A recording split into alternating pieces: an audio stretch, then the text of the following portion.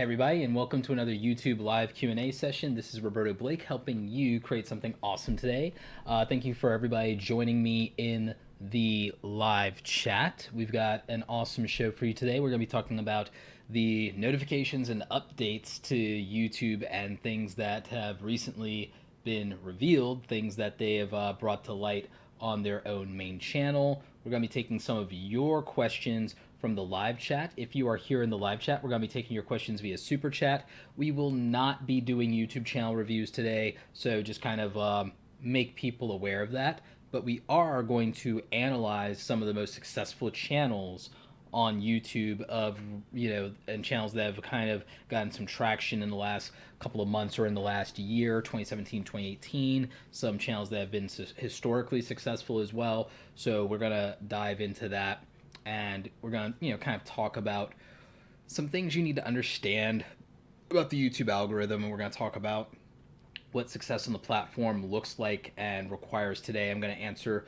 some of your questions about that. I want to thank Leah from Gilded Phoenix Vlogs for moderating today over in the live chat. In fact, let's pop the live chat up over on the screen here so you guys can see that. If you are new to these live streams, we try and do these like once a week, once every other week if I'm not traveling, whatever. And it's just a great way to interact with the community, talk to you guys, and be able to get a sense of what's going on in the YouTube ecosystem. So this allows me to give you guys information I have. This allows me to hear back from you guys and what your experience is. And so we get to hang out and we get to interact a little bit. Also, I want to remind you guys that you can go to robertoblake.com/Discord if you want to continue the conversation and you want to be part of the Discord server. We've got a couple of interesting chats going on over in Discord right now. We've got a section for freelancers. We've got a YouTube chat section. We've got a tech section, section for creative. So go to robertoblake.com/Discord, and you guys can check that out. But yeah, who is excited about today's live stream and the fact that we're going to be talking about YouTube subs and notifications? Like, is anybody actually excited for that? Or are people actually a little upset that we have to still keep talking about this after all this time? By the way, is anybody here coming off of Brian G. Johnson's live stream earlier today? We didn't coordinate it, but I did kind of try to make sure that we weren't overlapping this time. And I also try to avoid when there are Saturdays, I try to not stream at exactly the same time as Nick Nimmin. I don't want you guys having to be forced to choose between me and my friends. So, see, we got a couple of people here in chat. Jacob, how are you? V Reacts, how are you? You love Discord? Awesome, awesome. Yeah, so we're going to have to talk about YouTube did a video over on their YouTube Creator Insider channel. I don't know how many of you are familiar with that. I'm going to try and link it in the description for you before the end of the live stream if I haven't already, because I think it's in the show notes for this live stream. But the YouTube Insider channel is a channel where the internal employees of YouTube actually are putting out some information and giving their perspective. And, Barbara actually put something out, and they conflated two things. They talked about the sub box and the notification box, and it was really confusing for people. I know a lot of people have been saying, well, notifications have been broken forever, and yes, that's kind of true, but it's also kind of not, and YouTube has been having a lot of problems under the hood lately. In fact, I'd like to, before I get into like kind of my bigger piece in this stream, I'd love to hear from you guys actually in the live chat comments what glitches or problems or YouTube is broken related things have you guys been seeing?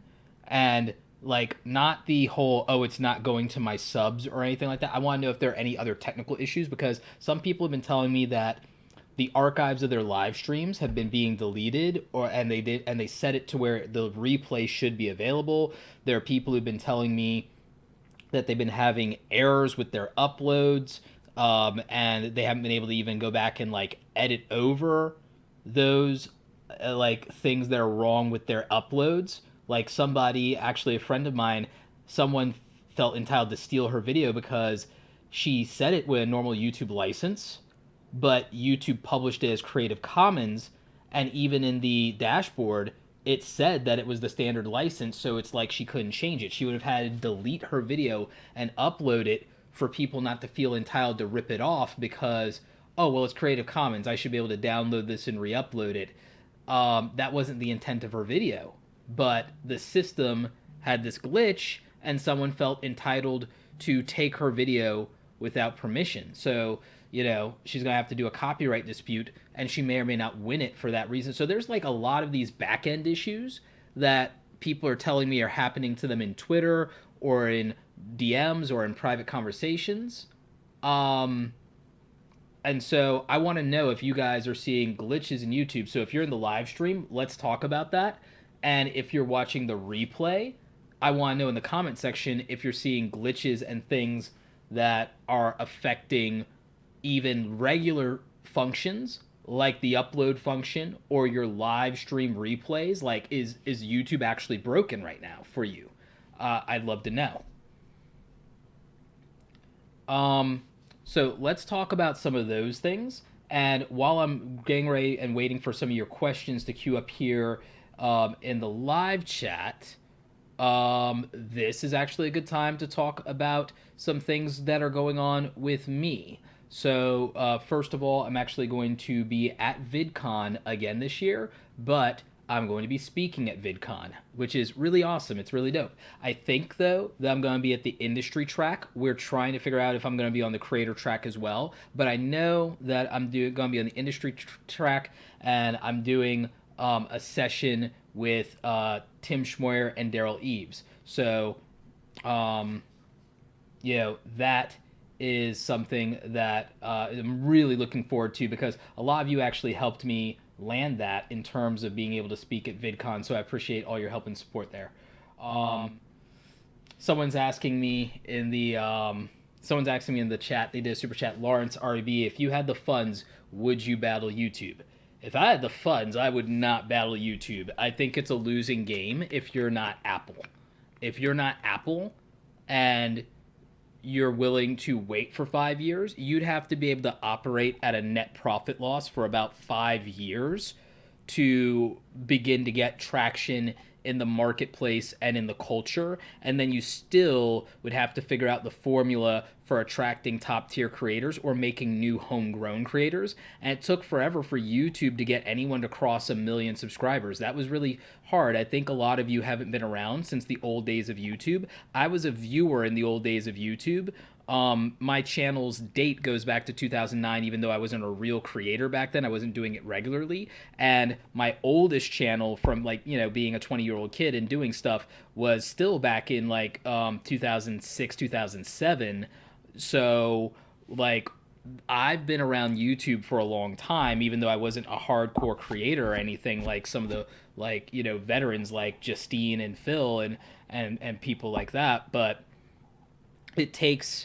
I understand the history of the business of YouTube and what so many of you are taking for granted with thinking about YouTube competitors or, why is it taking me so long or my channel's moving so slow? You guys don't understand that in the old days when no one even knew about YouTube, it was actually just as hard, but in a different way because this thing wasn't considered legit and no one knew if it was going to last. Viacom almost destroyed YouTube. Viacom actually was litigating YouTube, suing Google and YouTube from 2007 when YouTube was in its infancy, 2007, 2008, all the way up to 2018. And that's where our current copyright strike system and copyright content ID and all of those things came from, the results of concessions in those legal proceedings and things of that nature. So I think a lot of you who say it was easier back in the day, if you talk to Marquez Brownlee, who's just done, he just did his 1,000th video, and if you talk to people who've been around for a while, like Andre Meadows from Black Nerd Comedy, you talk to Boogie, you talk to a lot of these old school creators, and you talk to smaller creators even who've been on the platform forever and remember the culture. You talk to people like, Gunnarola, you talk to people like Karen Cavett, people from the Vlog Brothers community. They'll tell you it wasn't easy back in the day either to do YouTube there were challenges even then. And again, it had more to do with what was happening with the whole Viacom situation, if you guys are unfamiliar with that. Um, so, I mean, YouTube's always had problems, and if I had the opportunity, if I had billions of dollars, I would not go to war with YouTube. I think the only people who could legitimately go to war with YouTube, Apple could do it. Amazon's gonna try to do it, but I don't think they can fight the war for retail and the war against YouTube at the same time. Um, so that's the thing. But before I dip back into notifications, and it's just an interesting conversation when people bring that up, and I like to talk about the business side of YouTube. But I'm going to answer some of these questions because we got some good ones finally. And one of the things I do want to talk about, though, is, well, actually, let me dip back over to full screen for this one. So there are a couple of things before I go into this next segment that I really want to talk about. I want to talk about the issue with the culture schism between small aspiring YouTubers, active YouTubers in the middle class, and then big YouTubers. Because I think that people get a lot of things twisted. I even have people kind of combat me on these things. And I want you to understand that, like, I hate how the mainstream media portrays YouTube. There are some things that they have a point on, but they beat the point to death, or they don't add context. And one of the things is that they either are touting the mega rich YouTubers, and like then they want to frame whatever their narrative is around the mega rich YouTubers, or they try to delegitimize YouTube by cherry picking small YouTubers who aren't making it and aren't making it financially, and then they use AdSense as the only measuring stick for that. And I'm getting fed up with it because it feeds into a narrative, and I get impatient sometimes even with small people in the community because people aren't paying attention to a simple fact that I need to make abundantly clear. I'm going to do a short video about this. I talked with some of you about this in Twitter. YouTube is not a job. And let me be very clear about that. YouTube is not a job because ... I'm not one of these people, oh, get a real job, because no, I believe in digital 110%. And I believe a lot of those people that think they're safe in real jobs are going to be crying in a few years if they don't diversify their income and pick up a side hustle. I already see it happening to people I know, actually. So when I say YouTube isn't a job ... I'm not inserting the word real job there. Job specifies employment, and employment, as defined by the IRS, is something very specific. And I want you to understand this because Boogie made a fantastic point about this in Twitter. He talked about the fact that he's in a situation where he doesn't know what to expect, he doesn't know what to do, and he doesn't know what's going to happen or how much money he's going to make, because that's what being a YouTuber is. But that's not employment. If you were employed, your employer sets specific work hours, aka a 9 to 5. An employer sets the conditions of work, the expected result. They also dictate the process of work, and they define what the work is. That doesn't sound like YouTube at all. So being a freelancer would be if this was a hobby, or if you're taking it seriously, then it actually is a business. And then it's a self-employed status business, and then you just have to decide whether it's self-employment, side hustle style income, like a freelance gig, or if you're a business owner and you're kind of incorporating this thing. And again, there are people who want to benefit from YouTube and they want to do YouTube full time, but they're also, while taking it deadly seriously emotionally on views and subs and ad revenue, are not taking it seriously with thinking about it from the perspective of a business. They're still treating it like a job, and they're treating YouTube like an employer, and they're talking about YouTube like an employer in terms of being owed something for their work. Understand that being an entrepreneur is signing up pretty much to do a lot of work up front for free, as a long-term investment that you think is going to pay out, and that most startup companies, including YouTube, are not profitable for like the first 3 to 5 years in most cases. It's the ones that knock it out of the park that do well year one, and they're anomalies. Less than 1%. Less than 1%. I want to make it very clear that if your expectation is to make a living on YouTube in the first 2 to 3 years, you have a 99% chance of failing at that. And I'm not saying that to be discouraging. I'm saying that to be realistic. If your goal was to live on YouTube AdSense or to build a big audience, you have a 99% or better failure rate, the same way you would. And I'd tell you the same thing if you said, I'm going to start a tech company tomorrow. I'd tell you have a 99% failure rate. If you told me I want to be an Olympic athlete tomorrow, I'd tell you have a 99% failure rate to overcome. Now, the reason I bring that up is because part of the reason that failure rate is so high is because people are not approaching it with the respect of understanding that, treating it like a business, treating it like a hustle, instead of treating it like a job that they can coast at. And that's not saying people aren't working hard on their content. That's saying that that's not enough, and that everyone might not have the business or marketing acumen to be successful at this, or enough wild talent as a personality or entertainer to make up the difference and learn it later, if the problem is that they need to make money and survive at this within a 2 to 3 year period to change their life. That will not happen for most people because they are not in a position, either in education, temperament, or talent, to accomplish that thing, and they'd have to fix that problem first. It's a cart before the horse issue. And the reason I bring that up is because when we review these bigger channels, you're going to see that reality. And I want to talk about it because AdSense, it might as well not exist. And while I appreciate people are saying things like, well, you only fail if you give up, it depends on what you are making success. If success for you is making content that you love and care about, then you won't fail at YouTube because you're equating success with just making cool stuff and putting it out. And so if that's your measuring stick, then you can absolutely be successful at YouTube regardless, if you just want to make content and share it. The problem is, that's not the majority of people on the platform right now. At one point that was true.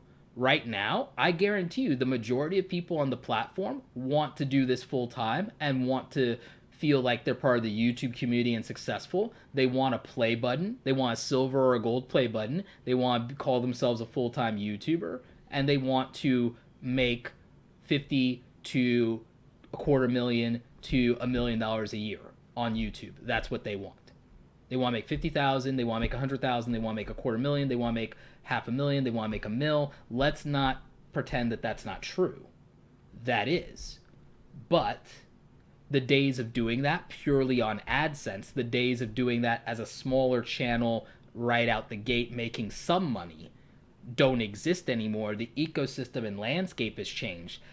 That doesn't mean YouTube is over. That doesn't mean YouTube's against small YouTubers. That doesn't mean that the true goalpost has been moved. Maybe the platform moved a goalpost, but not the entire thing, because you could still make money by building an audience. You could still build a brand and be successful. The timeline for that may not fit with your patience, and it may not fit with your life circumstances, and that's the issue. And someone brought up that entrepreneurship is risky, which is why people stick with traditional jobs. But there's no getting out of risk. There's no guarantee with a traditional job. All of you could be fired tomorrow and your source of income evaporates, which is why my thesis is always diversify your income. People with a job aren't any safer than entrepreneurs. They aren't any safer than YouTubers. The only difference and the only place where they drive any hope of that stability is they know how much money they're getting a month. That's the only stability that they have. They know what's expected of them. They know where they're going. They know how many hours they're putting in, and they know what to expect. And for some people, that level of security is enough. The problem is that there's no guarantee that you don't show up and you're fired tomorrow. There's no guarantee you won't be fired tomorrow through no fault of your own. There's no guarantee of that. So there's no such thing as job security. I think if more people accepted that, they'd be better off. That if they accepted that there's no such thing as the only thing you can rely on is yourself. Hence why if you treat YouTube like entrepreneurship and you realize it's on you, YouTube becomes much more palatable. YouTube becomes less frustrating if you think of it like you have access to this place to sell your wares instead of thinking like, I worked hard, I made this video, I should be paid for it. If you look at this as a place to get attention to sell your wares, if you look at like a bazaar or a flea market, and that you're getting all this traffic because of the other vendors, the other people with carts and shops, if you think of your YouTube channel like a pop-up shop in the highest trafficked mall in the world, you will be much more successful. You will be much happier if you think of it that way. Because if you had that situation, you're not guaranteed foot traffic, you're not guaranteed customers, you're not guaranteed sales. And if you can live with that, then if you can live with that and you can make it work, then you'll be fine. But if that isn't palatable to you, then you can't put your eggs in that basket and you can't go all in and you can't have expectations then because you don't have any means of control. So, that's kind of where I'm going.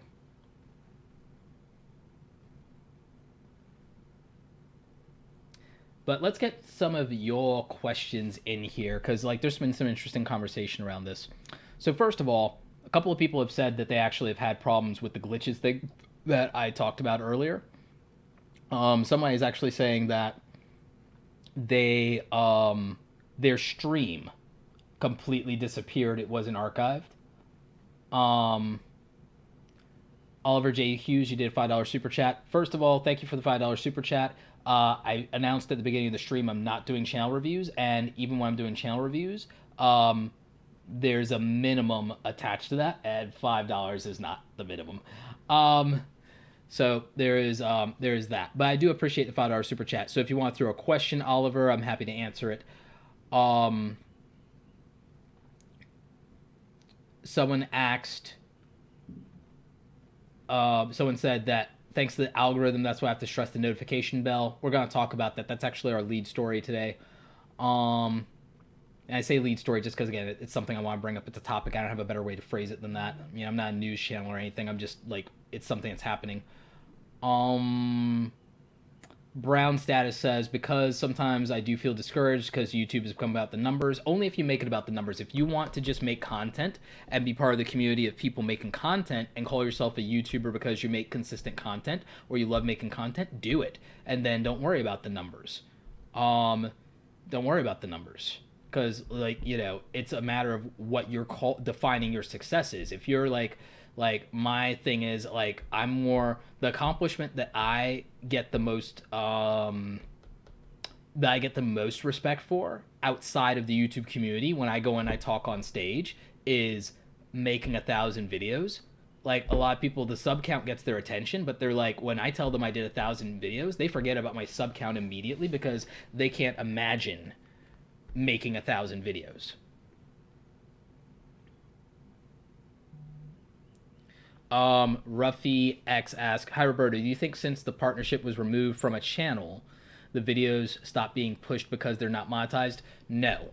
There is a misconception, especially among small YouTubers, and there's this idea that if a video or a channel isn't monetized, that YouTube won't push or promote it, and that's not true. And I know that because even 2 years ago, when Sarah Dietschy was blowing up from Casey Neistat, featuring her video and some other things that were going on around her, and then she was on Ask Gary V, she didn't monetize the videos on her channel until they hit a few 100,000 views. So that was even just 2 years ago. I know that there are people who don't monetize some of their videos and they still get a ton of views. I know some commentary channels that started this year that rack up views because, you know, they put big YouTubers in the thumbnail. They're not even monetized, and it doesn't affect their distribution or their reach. They're getting the views that they need. They're hitting the algorithm the way they need to. So I want everyone to understand that monetization or demonetization doesn't stop the push of videos. There's another external factor that affects both of those things. That's why there's a correlation. It's not the cause. The cause is a third party cause. Okay?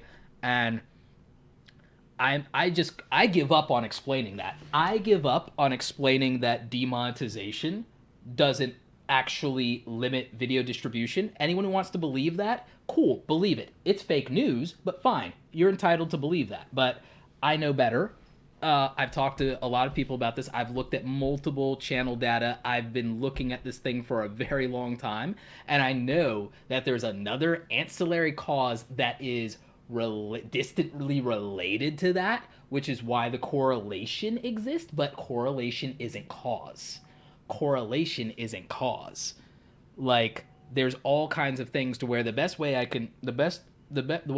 would tell you guys is that, let's say you have two things that are happening on your computer. Just because those two things are happening on your computer doesn't mean that one of them is causing the other thing to happen.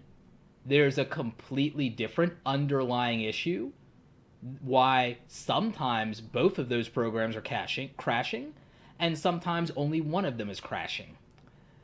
That's a system problem that exists outside of those two programs, and it's not necessarily that the two programs are crashing each other. That's the best way I think I can make a common sense answer that most people will understand without using diagrams or figures or something, because people just want to believe that because it's an easy explanation, and their simplified logic is, why would YouTube promote something that's not making them money? And I think it's a failure to understand how Google as a system, and thus YouTube as a system, actually work, and how they leverage data and analytics to really make their money in terms of predictive analytics and understanding user profiling. They need that, and so it's irrelevant. That's just how it works. Not to mention, here's a reality: AdSense and AdWords existed before YouTube did as a separate product, and YouTubers aren't the only people who make ad money. Website publishers make ad money. Google still distributes website search results and websites, whether they use AdSense publishing or not, or whether they've lost their AdSense status or not, or whether they qualify for ads or not. Apps in the Google Play Store still get served and still get promoted and still get reviewed, regardless of whether those apps make Google money or not, whether it's with ads or whether they have a dollar sign attached to them or whether they're a free application. And part of that is because of the ecosystem. Anything that keeps the numbers high on YouTube for visibility, traffic, data collection, user profiling, anything that lets them have the numbers to say that, hey, we beat television again, anything that has big numbers top line to attract advertisers even if ads aren't on it, is leverage that they are using. It's a simplistic idea, usually from people who don't actually operate a business, that the idea is, oh, well, YouTube, if this video doesn't make YouTube money, why would they promote and serve it? They're playing a much bigger, longer metagame. It's even beyond, like, and I just know the tip of the iceberg stuff. They're playing a deeper game than that. Like, if anybody's playing 4D chess, it's Google. Understand that all these big social networks, they've got a plan. Instagram is promoting your stuff without you making money on it and without them plugging ads on it every minute either. Like, think about that. Same thing with Snapchat. Like, they're doing a little bit of advertising now, but they're not even splitting that with creators. Like, so, and they still promote it. So, something to keep in mind here. Oh, someone said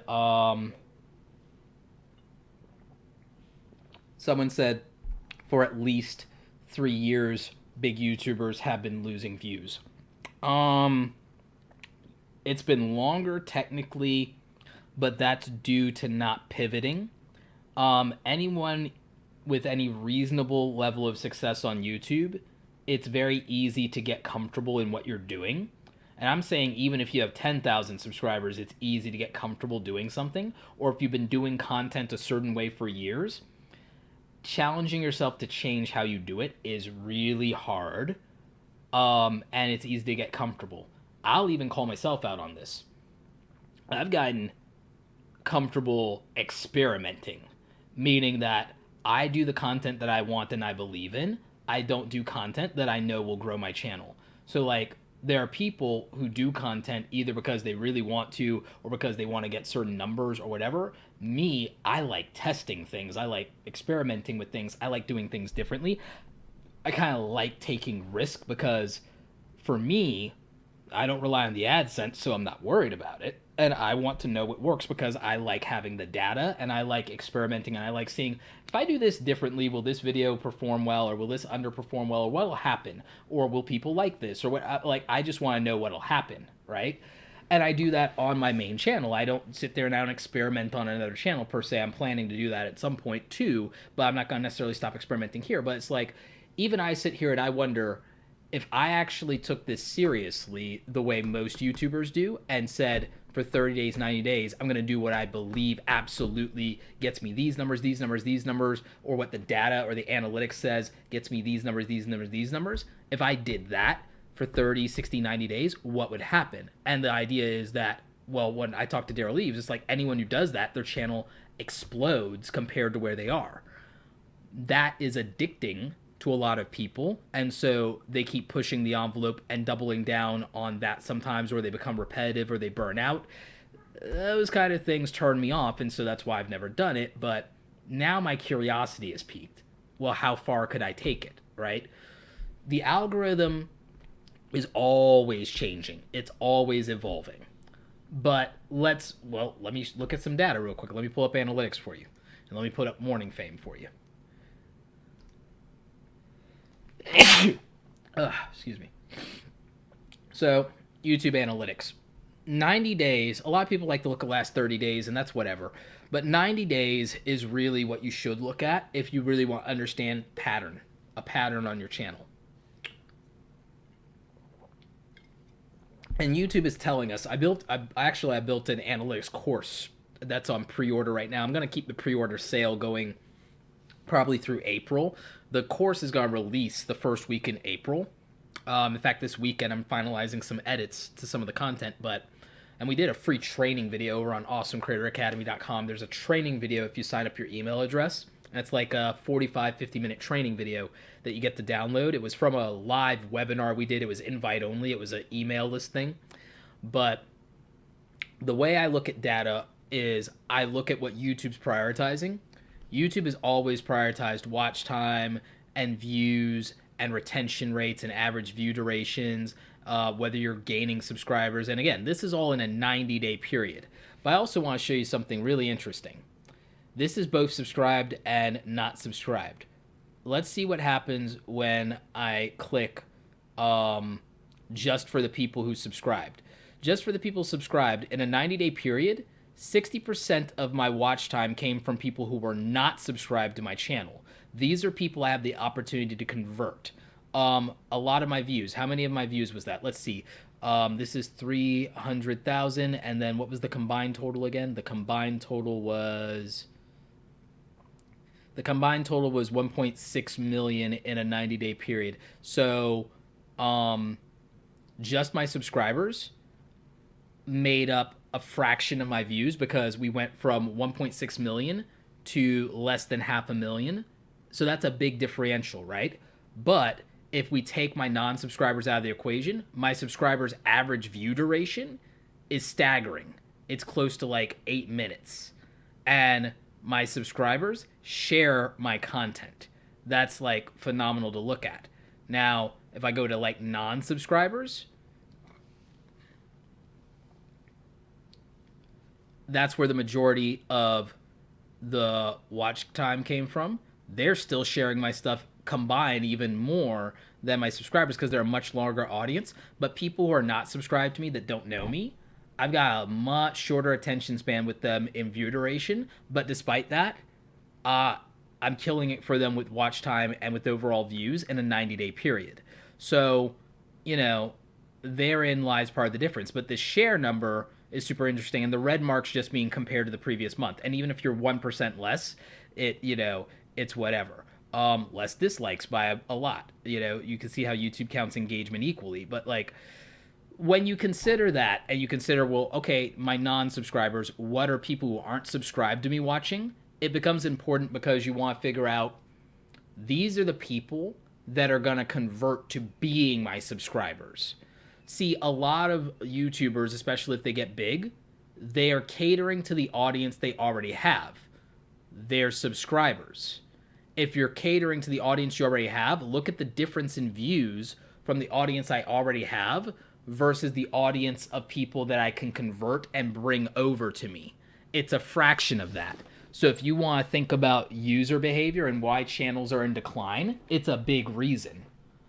It's a big reason for that drop off if you think about it. And so a lot of people don't bother to analyze this. And I think it's actually one of the most important things you can do. People don't know how to read their analytics. And the other thing people don't do is they don't go into their analytics and they don't go to this thing that says subscribe, which is here. And then you would click on your watch page. And then your watch page can tell you with a certain level of accuracy, it's better now than it used to be, where your subscribers came from. And in this case, we're doing a 90-day overview for those of you who like might be staggered by some of these numbers. Think about this 90 days. A lot of people think that I get my most audience and my most gain from videos related to YouTube itself. And on my single, this is probably one of my bigger videos, and it's just relevant right now. So for the last 90 days, sure, that's true. But in general, my biggest video that has like 1.2 million views on it is driving a ton of subscriptions and traffic even now, even though it was done in almost 2 years ago. And I know that, well, if I make similar videos to that, I will get similar results. And that was my most successful video. Most people actually just make videos that are similar to their most successful video. And by the way, it's a valid strategy. It works. It absolutely works. You probably should do that. But I'm looking at the last 90 days.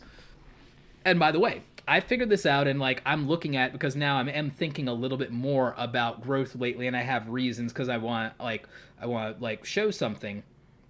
But what I did was I came up with a content calendar, and I booked some guests, I booked some travel, and I set up some collabs that are going to make this really interesting.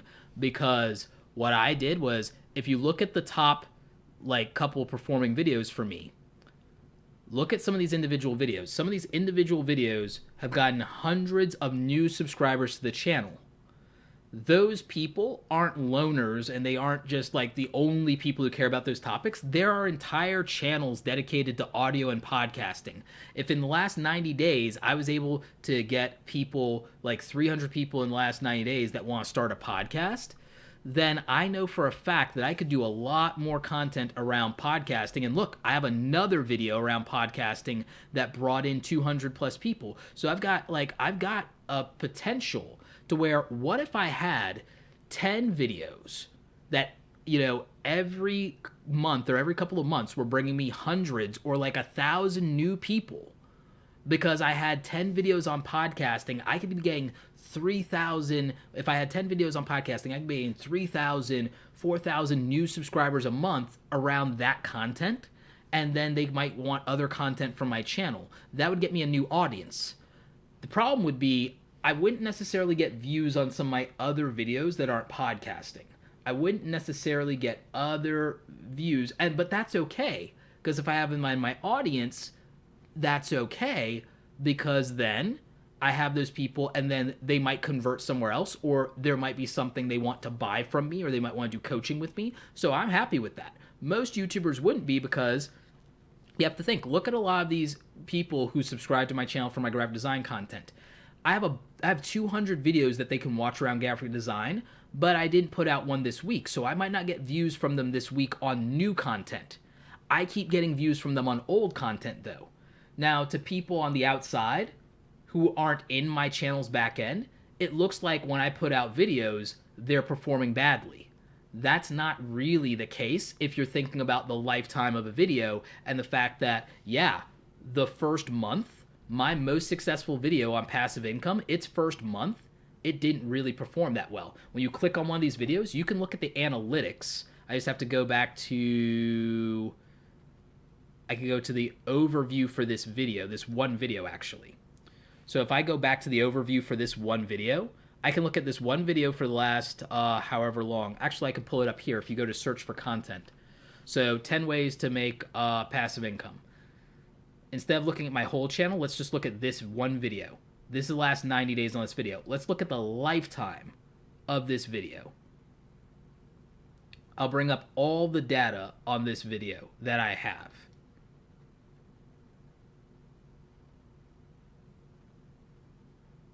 And this is going to be mind-blowing for some of you. Some of you, this is going to be mind-blowing. And this is why, by the way, if you want to pre-order the YouTube Analytics course, you get all kinds of goodness like this. I'm going to answer the super chats. Don't worry about that. But I want to teach you guys something ridiculous that like most people have no clue about real quick. And I covered this in my training video too. And again, this is in my YouTube Analytics crash course. If you want to pre-order that, that does release in April. And you get a discount. Links in the description. But the 10 ways to make passive income online video by itself drove almost 10,000 subscribers to my channel in its lifetime. In its lifetime. But look at the views that it got in the early days of this video. It was bad. Like when this video first launched, it performed really poorly. Quote unquote, right? So first day, like 1,700 views, and then 400 views, 1,000 views here or there. So like it's going nowhere. And then it finally hits. I released it in May. 5 months later, it's getting like 20,000 views in a single day. It's getting recommended. It's getting all these spikes because there are a lot of people searching for passive income, and I rank for it. And I have a really good thumbnail. And there are more people making videos about it that can recommend it that are also performing. And so it keeps bringing in like views every single day. It keeps bringing in subscribers every single day. It keeps generating revenue every single day. And that's just the one video. And so in its lifetime, it did that. But it didn't start out that way. For 5 months, it didn't seem like it was performing well. You have no idea what the lifetime of a video can be and what the life cycle of a video can be and what it can do for you. So this one video accomplishes that. What if, over the course of a year, out of 100 videos, if 10 of them are like that, you're doing really well. Or if you have a bunch of videos like your best performing video, and it can recommend your other videos because they're related, then, I mean, if I did an update to this video, it would probably do very well. And I know that, and I know it would grow the channel. A regular person would just do that.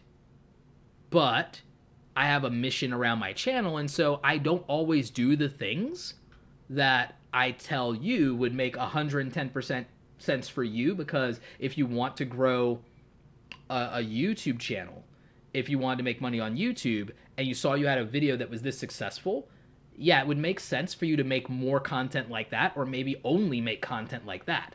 I'm making an active choice not to do that for other reasons. So, you know, that's something that I want you guys to think about. Kristen Keith says, "Hey Roberto, how do you make money and grow on YouTube as a lifestyle daily vlogger when you aren't necessarily teaching something or providing a service slash education? I hope this makes sense. You're awesome, Roberto." Kristen Keith, if I don't know that I would start as a vlogger. I talked to Sarah Dici about this, and she explains that you have to do something that might be search engine friendly, or you might have to do something that has mainstream culture. Like if I was starting out as a YouTuber last year and I wanted to do vlogs and lifestyle, I would have tapped into the fidget spinner thing, and I would have done trick videos with fidget spinners and started a video like that and then go into my vlogs, and I would have done something like that. Or I would have done something that has attention. I would latch on to the next trend, but until that trend happens, I would just make videos and not care, because I would have to get good at making videos first. I would have to get good at making videos first, which means I can't care about the numbers for like the first year or the first 100 videos, whichever comes first. And again, a lot of you are not going to love that answer. A lot of you are not going to love your answer. But my real answer is that the first year of YouTube has to almost be practice. You don't get good at something without practice. Watch my first couple of videos. They all suck. They're bad. Like they're just really not good. Just really not good. But if I hadn't made those videos and I tried to do something big, I wouldn't have been good at it, because I didn't have the practice and I wasn't there yet. I didn't understand anything. I didn't understand my camera settings. I didn't understand how to not be awkward on camera. I wasn't always good at being focused. So I don't think, I mean, watch my earliest live streams. They're not any better. Like, so you can't have the expectation in the first year of getting any results on YouTube, because the reality is, I don't think you should expect to be good at YouTube year one unless you've been practicing by being on Instagram for a while. If you've been practicing every day by doing Instagram stories, you could start off being pretty good at YouTube, because you have practice talking to a camera like it's a person, and you start to understand these things. If you're doing Instagram, you'd start to think about how to make good thumbnails. You'd think about photography. You'd think about having a look. You'd think about having a style. You'd develop your personality. There's less pressure on Instagram.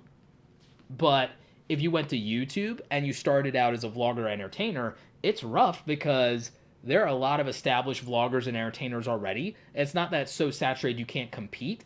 It's that if you have any expectations or you're going to be discouraged because you don't have an audience, that's not where I would start. That's why most YouTubers don't start that way, and then they make a channel that is them vlogging after the fact, or they become a vlogger later. People today like to believe they could start out as a vlogger and start that way, and some people can. Some people can. Some people have the personality, some people have the charisma, but you have to understand what you're good at. Like, if I was going to do a vlog, I would just pick the thing that I'm so passionate about and that I'm such a nerd about that could be different and would attract people like that, because there might not be a vlog for that. So my answer becomes, Kristen, how do you not be a generic vlogger? How do you not be a generic vlogger? Do you have an interesting place where you live? Do you have an interesting hobby or thing do you do? Do you have an interesting talent that you have? Do you have something that that's goofy enough that you could intro a video with? Because like, there was this kid I talked to at a conference who was so inspired and enamored with Casey Neistat, and I asked him what his dream was, and he told me his dream was to be a backup dancer for Ariana Grande. And I was like, okay, cool. So why are you copying Casey Neistat, since Casey Neistat is a filmmaker and not a backup dancer for Ariana Grande? Why aren't you opening every single one of your vlogs about your life with you spinning on your freaking head, because that's what you're good at? So my answer is, what do you have that's interesting about you and that's unique about you that is different enough that could get people interested about other things in your life? Or do you have a dream or something? And so that would be my answer. Maxwell Levin Vlog says, is it too early to start selling merch at 2.5k subscribers? Nope. If I were you, I'd start selling merch right now, but I would do it and I'd be funny about it and almost make people wonder if it's for real or if it's a bit, meaning that I would um I would basically incorporate some kind of skit as a 15 or 30-second ad in my own video of my merchandise. You know, it's like and I would make goofy t-shirts if I was a vlogger and everything like that. It's like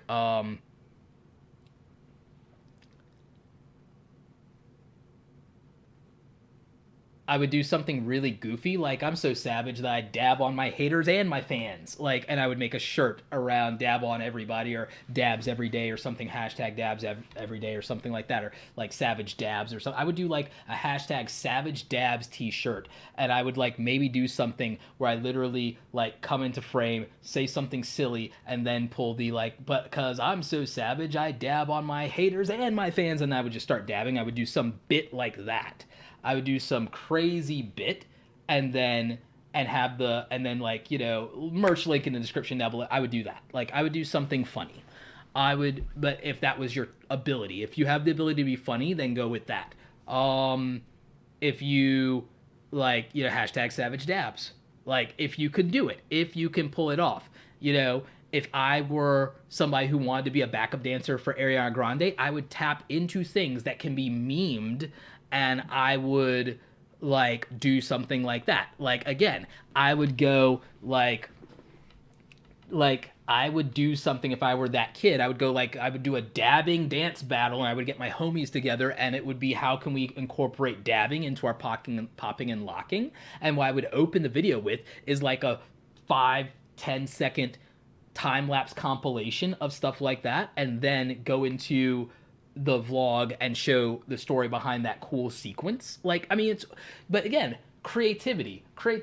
YouTube is oversaturated is something I hear from people all the time. I hear it from small YouTubers all the time. You know what YouTube isn't saturated with? It ain't saturated with creativity, I'll tell you that. It's a bunch of people doing the same things as whatever big YouTuber they admire instead of doing their own creative thing. And so that's why that's the real reason people aren't successful on YouTube, because why would I watch a Casey Neistat clone when I can watch Casey Neistat? Like, so I would, you know, that's what, you know, I would figure that out. I would figure that out. I would tap into something that has mainstream awareness. I would tap into something that has mainstream awareness. Um, like, you know, I hate politics, but if I were a comedian who hated politics, I would literally just go down the list and be the guy who roast everybody on the left and the right and put like two people in the thumbnail or whatever, put myself in the middle, and then I would just go and I would have went to my community and tell me, it's like, give me your sickest like jokes or your sickest bars on both of these people and I'm gonna like roast them or something like that, or I'm gonna do a skit. And then I would just do that if I were a comedian, knowing that because I'm hitting both sides, no one can call me biased or people can't truly hate on me. Some of them will, but I could also siphon hate views if that was my game. If that was my game. I am not, that's not my talent, that's not my skill, but I'm telling you, I've had one-on-one conversations with people from every genre in YouTube, like from every niche in YouTube. And again, we spitball ideas and then it's like, I come up with all this creative stuff and they're like, I would have never thought of that. And I'm like, but it's your whole thing that you do. Why aren't you thinking of it? Like, you know, there's all this, like, there's all this stuff. Like, there's this new movie out called Truth or Dare, and it's a horror movie and it looks really scary, and I'm like I like sleeping at night, so I'm not going to see it, right? It's bad enough that I have to deal with the commercials whenever I'm watching something on my computer. But I would probably right now, because I know that people search for movies, I would probably tap into the whole Truth or Dare in public kind of thing, and I would probably siphon attention and search for that and incorporate it into what I'm doing. If I was trying to be a vlogger or a prank channel or something like that, I would do like Truth or Dare stuff because it could be interesting and I might piggyback off of the movie. You know, I might piggyback off the movie because it has attention right now. You know, you piggyback off of things that have attention right now. I even feel like if a channel said, should I move to Twitch from YouTube, even a small channel, would get some attention from that just because it's a big conversation in the YouTube ecosystem right now. So, I feel like there's a couple of different things you can do. If you don't have something that's search engine friendly, then you have to tap into culture and trends. You have to tap into culture, movies, TV shows, current events. You have to. Or you have to make hero content, and you have to make like a short film or a travel vlog to an exotic place. Like there's 3 types of content in YouTube. Hub content, which is usually stuff around your community and your fan base, but if you don't have one, then think of hub content in another way.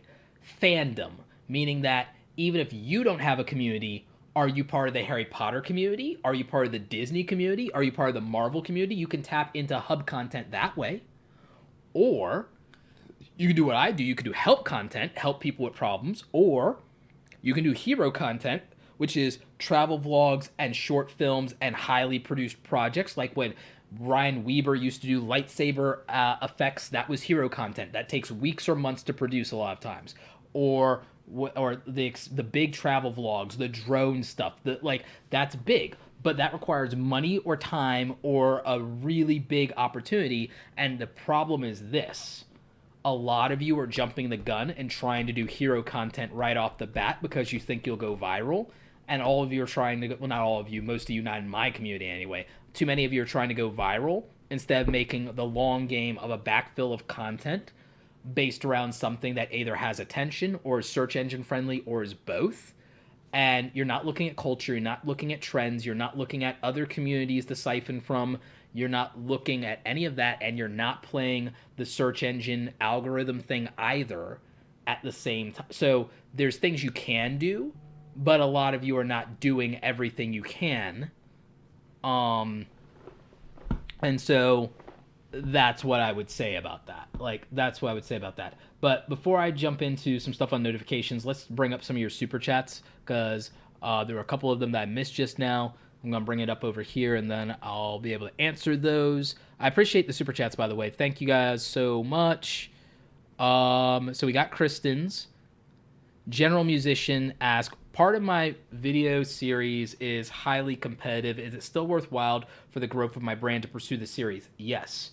Yes. If it's something that you're trying to do for your brand, yes. But you might be able to set a cap on that to where you're like, I feel like I've got a good foundation for that. I'll market this finished thing now. It's this many episodes, and I'm done for now unless I bring it back.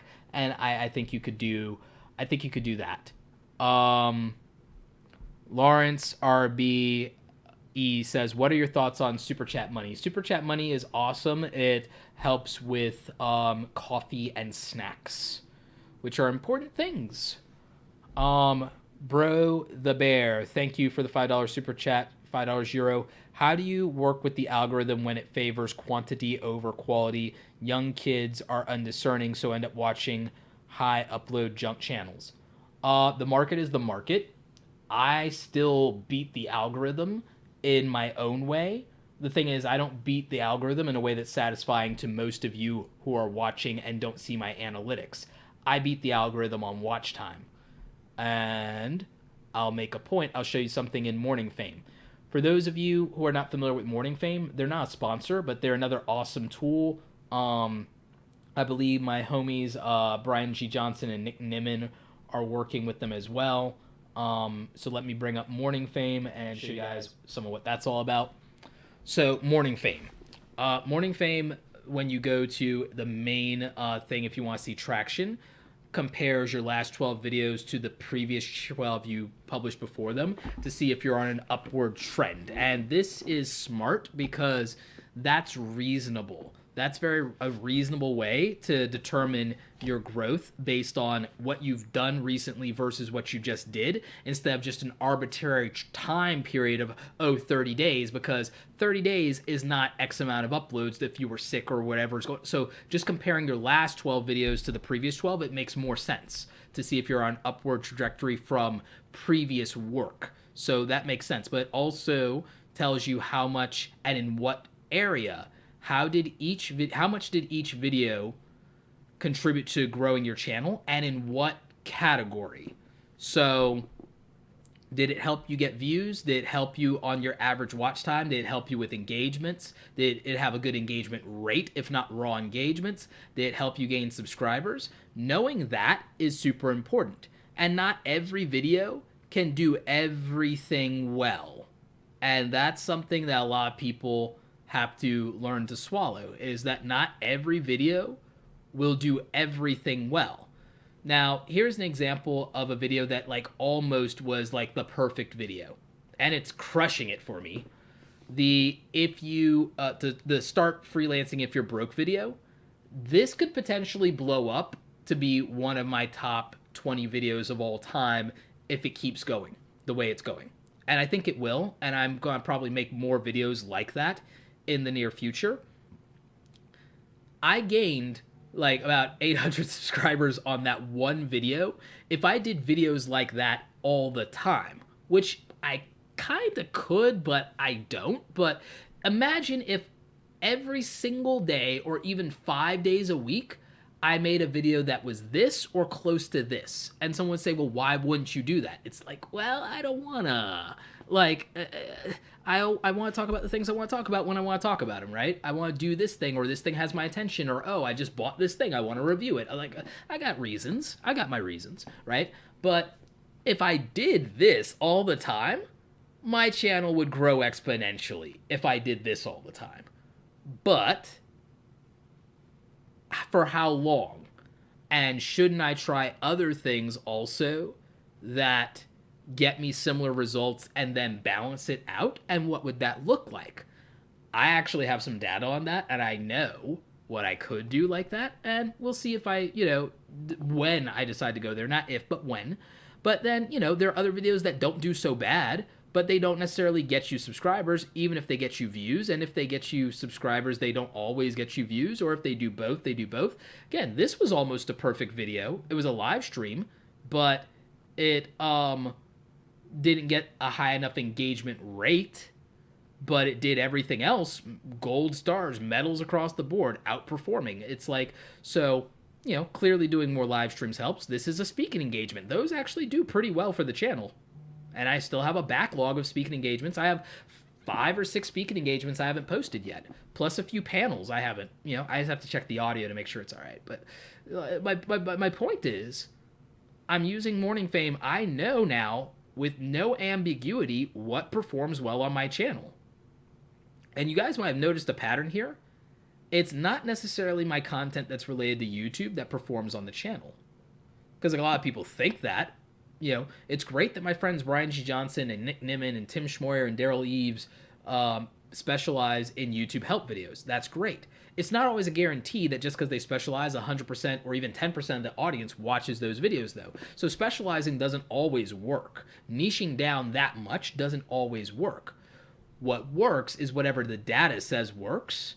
And so there are things that I'm doing from a data perspective. Now, what the data here doesn't show you guys is it doesn't show you, and as nice as the ad revenue stuff does, what this doesn't show you is when a video that still underperforms by YouTube standards makes me $1,000 a day on the back end in sales on my products or coaching.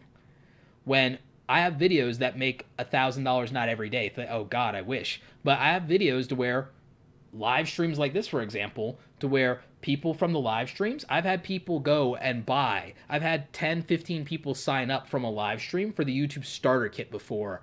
And you guys never see that data on the YouTube channel. Like, you might get an estimate on ad revenue. It might say, oh, you made this much ad revenue this month or in this period of time. And what it will never show is how successful my business was because of my YouTube channel on the back end. Oh, you made this much on YouTube? Yeah, but I made 3 times that on this other thing. Or I made 5 times that on this other thing, right? And it will never show that. There are videos that perform well on other things that help you, but you might lose subscribers in the process. Part of it might be there are people who turned off in your audience by it, or it could be that there are dead subs during that time that the system scrubbed, because it does that every time you upload a video. You will lose subs every time you upload a video because of it clearing out inactive accounts. The live streams are notorious for that. But in a couple of weeks, this number will be different because I would have gained enough positive subs on that thing to cancel that out. So, it's about the long game. Max Axe, Roberto, same thing with merchandise? Absolutely. Absolutely.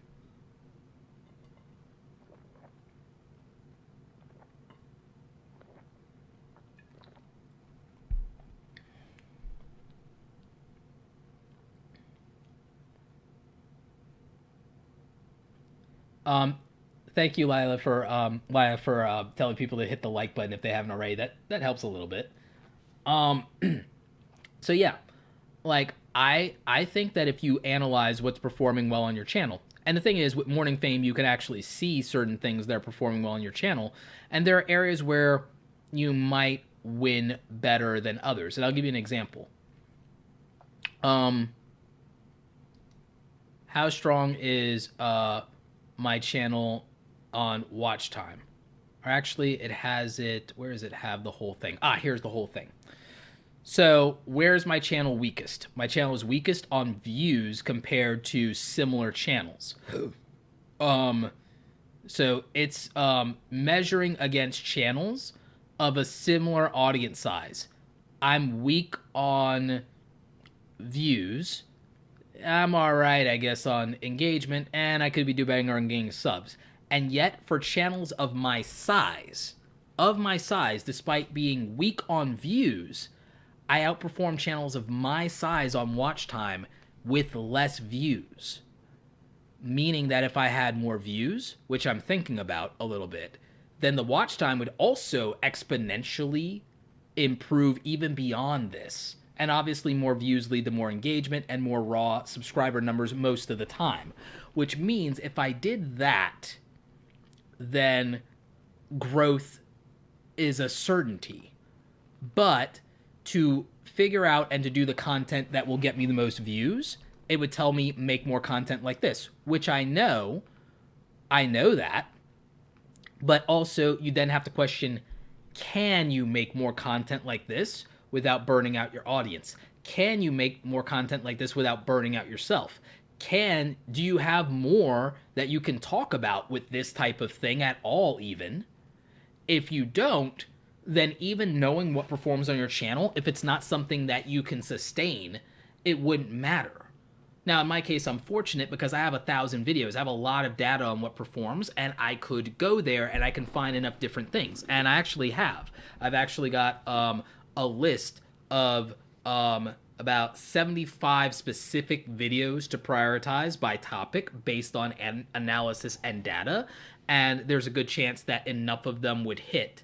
And so I only need about 10% of those videos to do well in a 90-day cycle to get traction. And I'm trying to get that list to about 90 videos, 90, and then do like if I hit 10 to 15% of them, then and do well, then it would be more than enough to actually create a spike.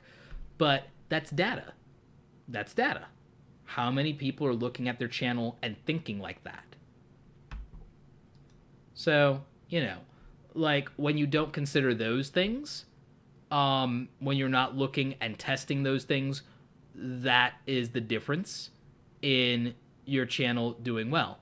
Now, there are videos that it says didn't do well enough. It's telling me not to do these, but I got some good engagement on these and I got some pretty good comments on a lot of these, and there were people who actually did enjoy these videos.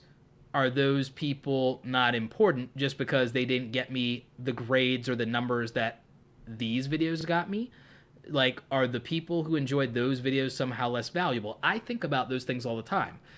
A lot of people won't. A lot of people will only do what is giving them these numbers and these grades. And that's perfectly fine. I just struggle with that personally. So if you guys are interested in Morning Fame, I have a link below. It's in beta still, so you need the invite. And I have a link for the invite if you guys want. I don't get anything out of that, by the way, except maybe they'll want to do something with me. And the thing about that is you get it for a free month, and then it's like $50 for the year or $5 a month, whichever one you want to do. but look at like how this can help you with your strategy. I think that it would definitely be worthwhile for quite a few of you. Um, Let me pull this up here so I can see what's going on with some of your chats. Rez, please, thank you for the $20 super chat. I want to explore humanity through telling stories of real life people with beauty, imagery, and editing. That doesn't really fit into the three categories you described: searchable, culture, help. Do I need a different strategy?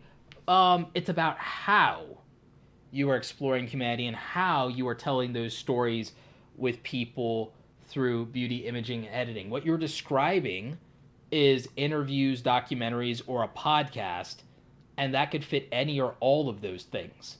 If I were you and I want to tell stories of people, then I would probably get my camera and I would do what Sarah Dietschy did with her Creative Spaces TV series in the early days of her channel, and I would do that.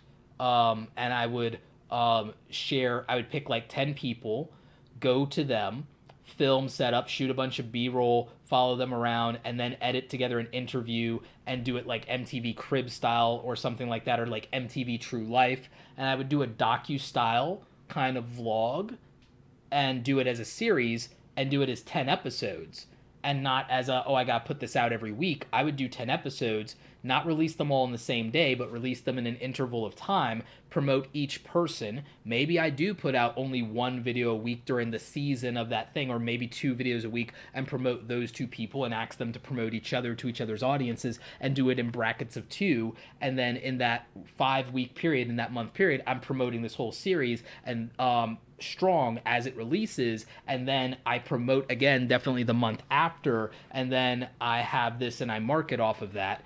And then while I'm doing that, I have people that I'm gearing up for more interviews, and I'm traveling and doing that in between, doing behind the scenes, promoting that, and maybe I have some other content going on that is related while some of that's going on while I'm releasing seasons of this series. And so maybe you do that. And maybe it's that you do 2 seasons of this show every year, but also some other things that are related to the show and that are like question answer style things from the people that you interview. Actually, I'll give all of you, I'll give like, I should charge all of you for this one because I'm going to give you guys like one of the ultimate best content strategies you've ever heard of in your life. And like, but like for real though, in exchange for me giving you this ridiculously good strategy, some super chat love with like, throw $2, $3, $5, that would be fantastic. Cause like this is something that you guys should have to go to a paid webinar or join an email list for that I'm about to give you. Cause I'm about to give you guys like this ridiculous strategy. Like I'm going to give you a strategy for producing a year's worth of content in like a week. I'm going to give you a strategy that would allow you to produce like 100 quality videos in like a week. And it's sick. It's ridiculous. So, like, that would definitely be something worth super chatting it up for. So, while I'm waiting on that, I'm going to read some of your comments here because, like, this strategy is insane. This is like, I'm legit going to give you guys something pretty ridiculous right now. So let me read some of the previous comments here.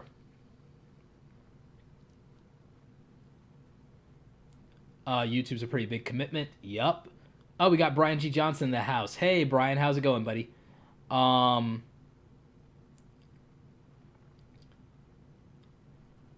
then also, and then I'll talk about something. I'll give you guys this strategy, and then we'll talk about something really cool. Random question for Roberto and the chat. Vero surged for a day or two, and is anyone using the platform app and seeing results or growth promoting there? Like, Vero is interesting to me. It's weird. I have a shadow account on a clean phone where they don't get any real data from me. Because that's what I do, is I study things, and I like have accounts where I'm like sitting there in the shadows and like just watching for what happens, because I like data. And I also realize companies like data, so there are things I do. All right, we got a couple of super chats. Macarius, Res, please. Thank you. Thank you. All right. So, like, here's this, like, strategy. And again, if you think this is, like, gold, you can also super chat after I give it to you. So, like, here would be how you could produce in, like, a week a ridiculous amount of content. Like, if I went to, and I'm going to probably end up doing this, by the way. Like, I'm probably going to end up doing this because I have a plan for this myself. So when I'm telling you this, I'm telling you I'm going to do this and I'm going to do my version of it. So steal this idea and don't worry about whether other people do it because it's a production strategy and you've got to do your own version of it. So what I would do, me, is I would figure out whether I've got people locally or people that are going to be in town for a conference that I can hit up, and I would network and I would make friends, or I would do whatever I need to do, or I would line up local professionals or local people or whatever it is I want to do for an interview series wherever I live or wherever I'm traveling, or if I have to travel to people, if I have to travel to New York City and do a week-long trip in New York City and pay for the whole thing, then it's what I do, and this is what I would do. I would rent as an Airbnb, I would rent a condo as an Airbnb, or I would rent an entire house and just rent that for like 3 or 4 days or a week or whatever. And I would interview 10 people and bring them to the house and have all the lights and all the camera gear and all the things, whatever I got to do or whatever my setup is. And I would do that and I would interview 10 people in that week or that 3-day weekend or whatever it is, and I'd have this beautiful, gorgeous house to interview and interact with them, and I would do like a big, like nice podcast length interview with them, right? So I would do that, and it would be like an hour-long podcast interview or like a 2-hour thing or whatever, and I would record that. And then what I would do is also, while we're recording that, I would take them to another room in that same house and or outside on the porch, whatever, and I would do 10 individual questions with them that have like a 2 to 5 minute answer to that question, and I would ask like people 5 questions that are specific to them and then 5 questions that I ask every single one of these interview people. And I would do this again with 10 people. I'd line up these days and I'd know, okay, I'm going to do like 3 interviews this day or 4 interviews this day, 4 interviews this day, and then the last 2 or whatever it is, right? And so I would spend that weekend or that week and I would do these 10 interviews, but then I've also got from each of these people 10 smaller videos that are me just asking them one question. And again, 5 of these things are them answering the same question, or maybe even just 3 of them are them answering the same question, so I have some consistency, and then the other 7 questions are just for them or whatever. And here's the reason that I would do that. J. Marco, no, it's not against YouTube rules to post affiliate links, you just have to disclose them. So here's so think about this.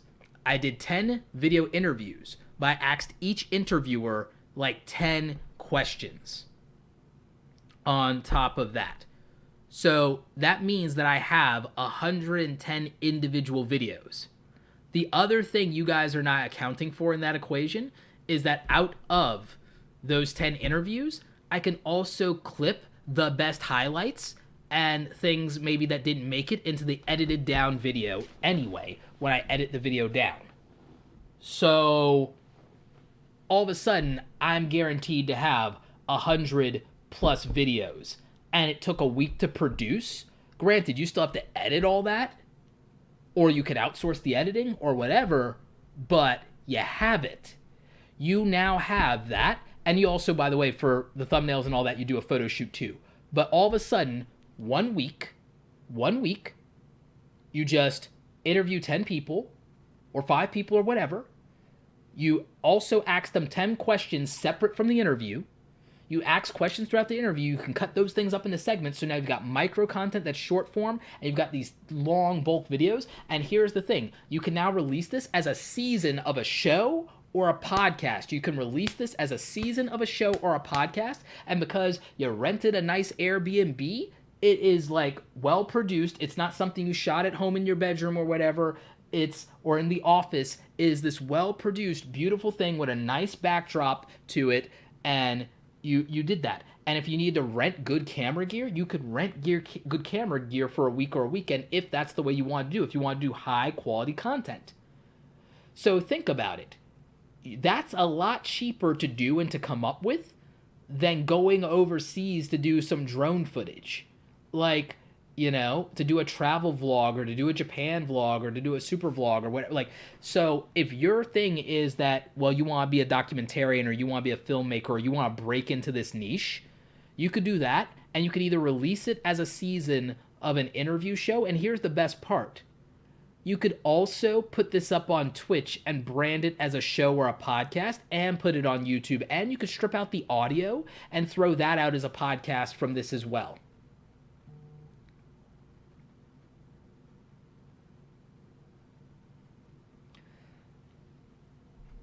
Yanada24. But Roberto, some of us have videos that take several days to produce even without making them fancy. I don't make interview talking videos. Here's your short answer. If it fits the niche of what you're doing, introduce an easier, bloody format that doesn't take 5 days to turn around. Like, everyone's going to cry about YouTube wants me to go daily. Well, you don't have to go daily. You gotta go like 3 days a week, maybe. Like, but to get real growth real fast. Or don't complain about the growth. Because that's an answer too. You could do one video a week if it takes you forever and market the hell out of that video if you're good at marketing. If you can build a platform outside of YouTube for distribution, if you can get the attention of blogs, if you can get the attention of people who might share it, tweet it, shout it out, that have bigger followings and can get you attention, if you're gonna play that game and you don't want to make easier videos to make and supplement your content, then you have no choice to become the best marketer of all time. And again, I'm not saying that to be harsh to anybody, but I'm telling you the reality. Like, it's like you have two options.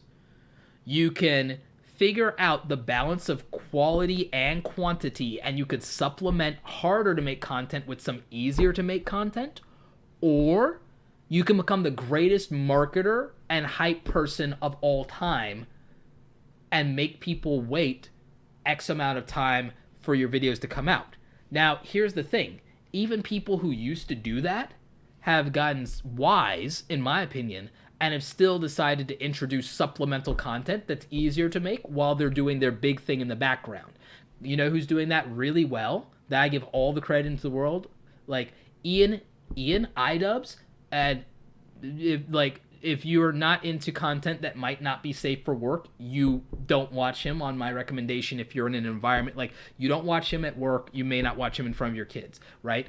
But as a channel that does these very elaborate expose style videos within the YouTube culture around bigger creators, he does a lot of work, and it takes weeks or months sometimes to produce something for his Content Cop series.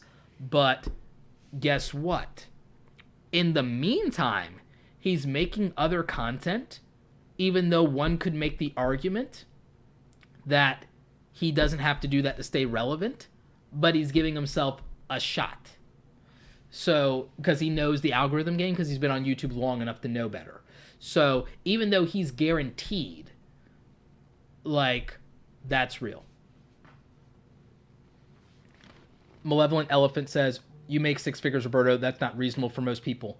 Yes, it is, Malevolent Elephant, because you know who did it as a college student with not a lot of money? Sarah Dietschy did it as a college student with not a lot of money. I see other people doing it all the time.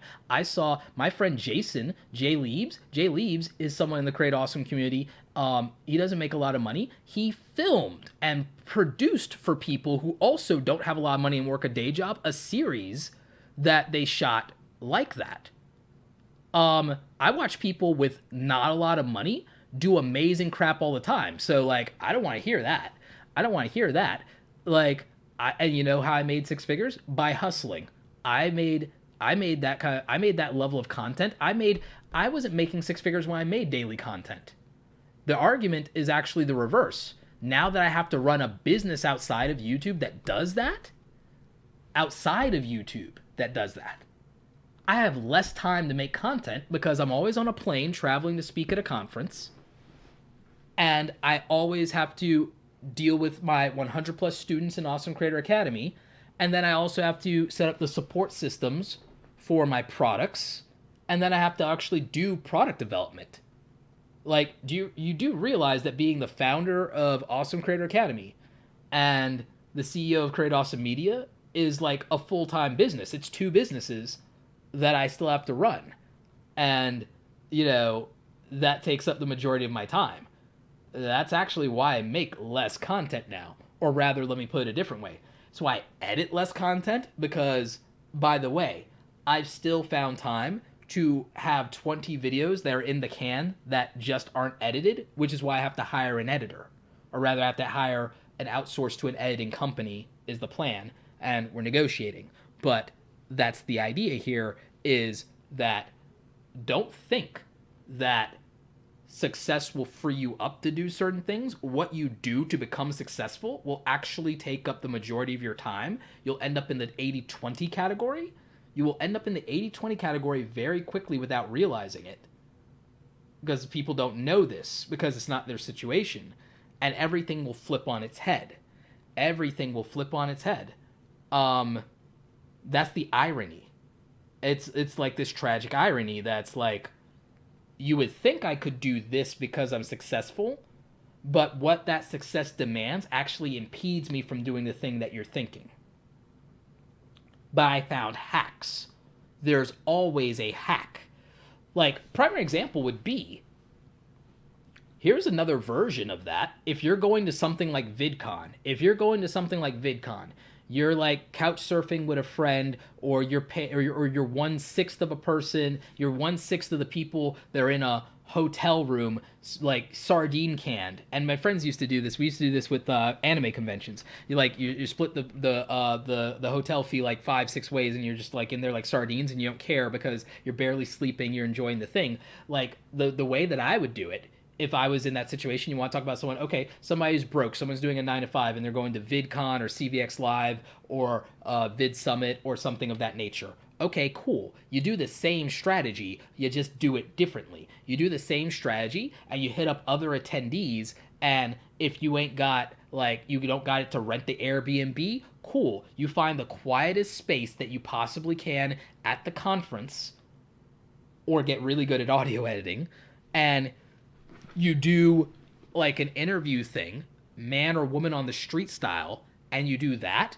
with as many of the attendees as you can, and you would talk to them about what they're doing in their niche, in their thing. And whether it's VidCon or a YouTube related thing, you could do this if you went to FinCon for the finance industry. You could do this if you went to podcast movement. You could just set up a camera, just like all the other media people there. You could set up a camera, pull people and say, hey, I want to interview you. Pull the speakers, even because they love being on camera, because they love the free publicity. And you could do that, and you think. And again, if you're saying it doesn't fit your niche, cool, but it fits somebody's niche. It's like, if you want one-on-one advice for your thing or your niche, it's like, I'm happy to help, and I know exactly how we could segue that. So if you want one-on-one advice because this advice doesn't fit what you're doing, that's the cool thing about this. I built a business outside of YouTube that solves that exact problem. So you can either join the Awesome Creator Academy mentoring program, where we have over 100 students that are hustling and working hard, bouncing ideas off each other, helping each other, and growing. We do mastermind calls. We do all this cool stuff. Or you can do private one-on-one coaching with me. If you just want a YouTube channel review for 30 minutes, my coaching calls, it's 90 minutes one-on-one with me. We'll come up with a strategy together. We'll come up with an action plan. We will figure it out. We can look at your data. But if you just want a channel review, 30 minutes with me one-on-one, awesome. You can do that too. You want to buy one of the courses? We've got 2 great courses right now. We have the Formula for Awesome videos that released early in March, and it's awesome. We've got a lot of people in that. The feedback's been excellent. We're even adding new content to it, more content to it to increase the value. It's already worth more than we're selling it for, and we're just going to add value to it. Any of you who have already bought the YouTube Starter Kit, you already know. We had over 100 downloads for $99, and we upped the game. There's like over 160 downloads, and we're getting ready to add and drop even more on that. And by the time we're done, there's going to be like 200 plus free downloads in the YouTube Starter Kit. We've already got that. And because you guys requested it, the YouTube Starter Kit's not even a course for getting started with YouTube. It's over 100 graphics for YouTube thumbnails. It's graphics for YouTube channel artwork, end cards, lower thirds, even links to free fonts that you can use, graphics that you can find even outside the starter kit to download to help you out. And guess what? Because you guys asked for it, we're going to add a few tips that would be just as good as any beginning course on getting started on YouTube, just because you guys wanted more of that.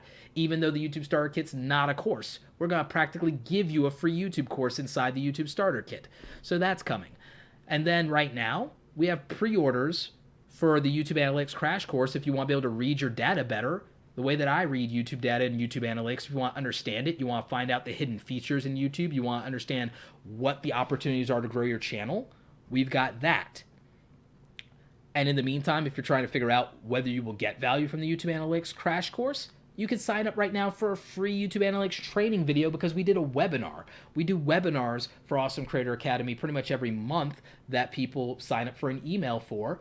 You can go ahead and you can get that free analytics training. So if I'm giving you advice that doesn't work for your specific niche and your specific needs, I've created ways for you to get around that. I've created ways where you can work one-on-one with me, or where you can be part of a group in a community, and you could do that.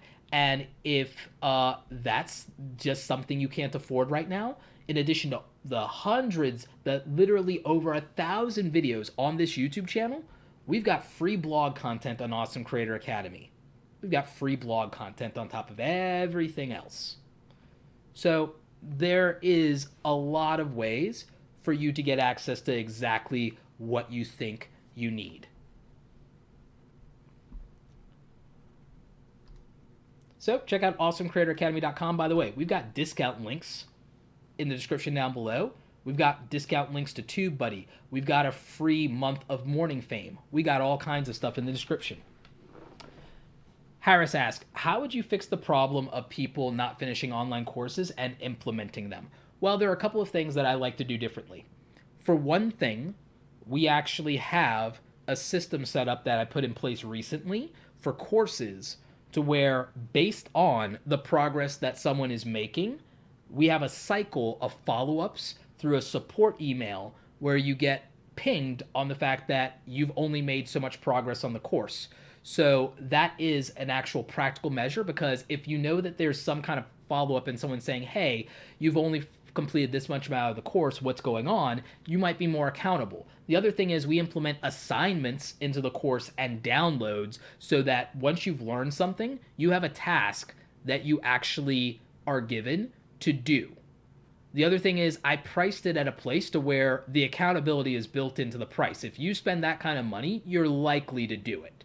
So there's that. The other thing is I designed the course to not overwhelm people in such a way that they don't necessarily need to complete the course per se, because the other thing that no one takes into consideration is that some people don't buy a course for the entire course. So the completion rates are actually not that relevant, because you might have bought a course because the pain point of 20% of the course might be enough value if you solve that one problem that 20% of the course or 10% of the course addresses is the only thing you care about. It might be so painful that that's enough for you to buy.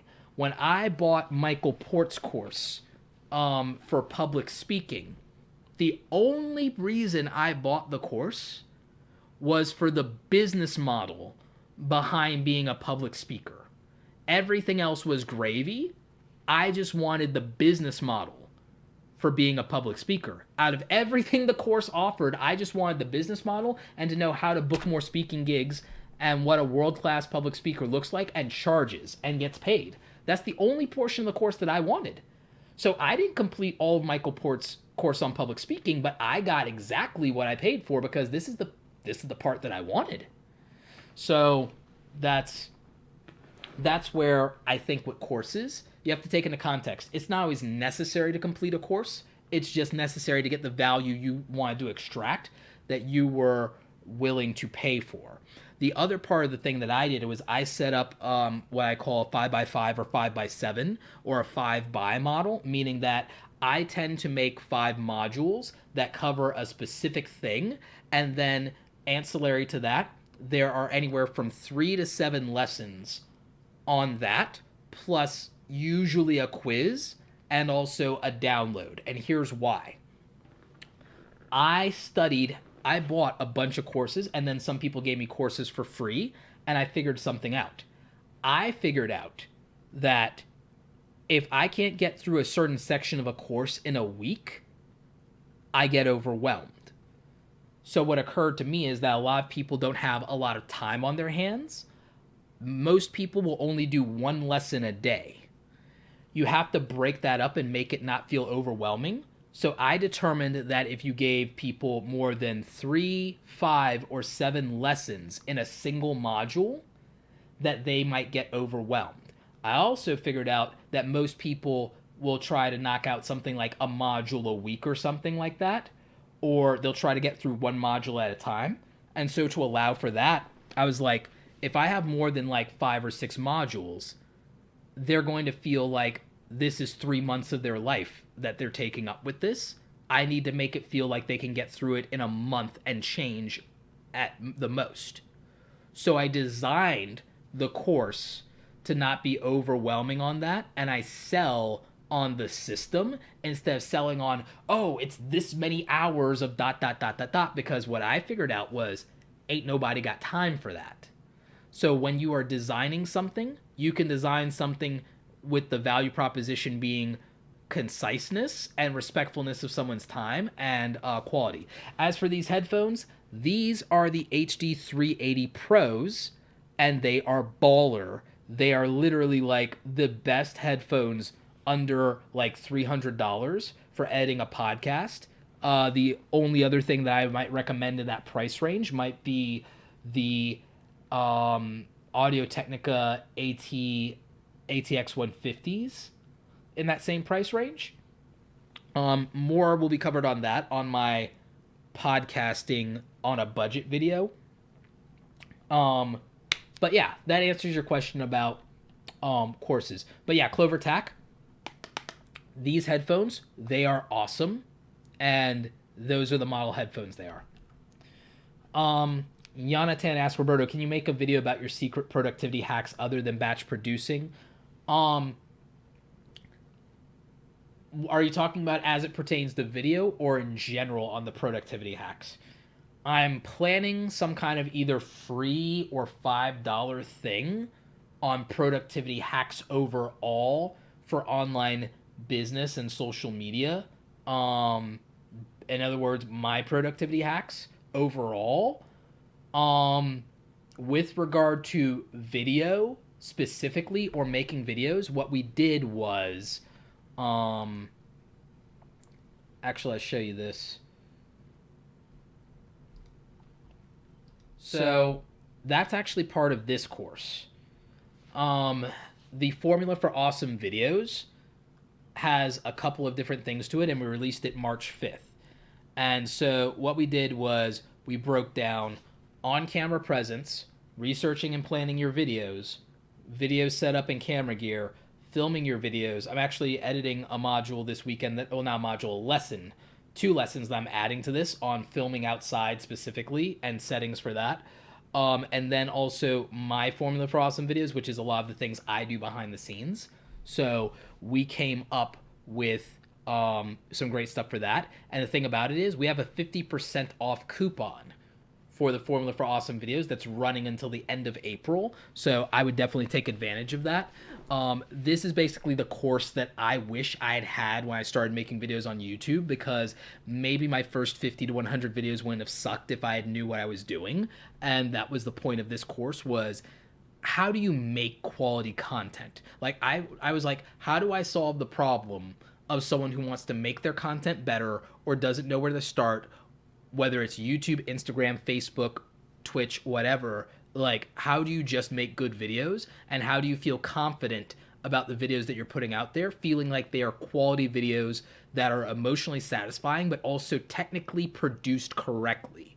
and it focuses on that. What it doesn't focus on is video editing, because that's something that should be by itself, and I do tutorials around video editing a lot. So the thing that I came up with for productivity and also the right process for video making was this course, in addition to my content on YouTube. So, my thing is, building your system is the thing, and I'm trying to teach people. I've shown people my system. I'm trying to teach people how to build their own system around what they do, because that's the trick, right? The trick is to build a system for what you do. I mean, we learned this in corporate. If you've ever worked a corporate job, you have what's called a standard operating procedure, right?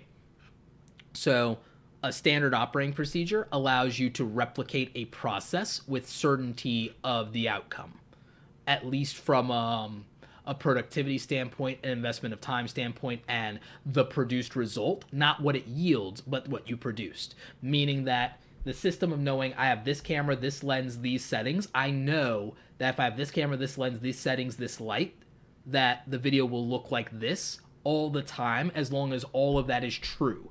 That is binary. That's what a system is. That's a system for making videos, which is why I leave that system in place, because it means I will have consistent quality of camera sharpness, overall image quality, audio quality, blah, blah, blah, if all of those things are true. When I travel, that's when I get thrown the curveballs, because now, okay, I need this. But if you invest in a travel system that has a higher level of and that's money, but you figure out your version of it. Because before I could spend real money on it, part of what I did was I just did the best that I could. I did research. But what I'm putting into my blogs, my products, my podcast, my information is how to do that.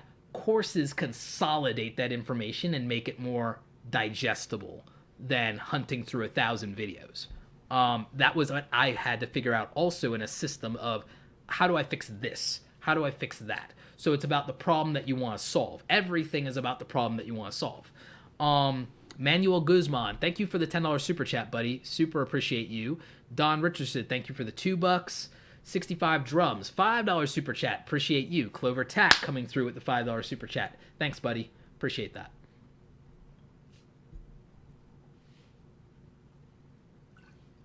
Curtis X, how do you gain traction outside of YouTube and hoping for a click? You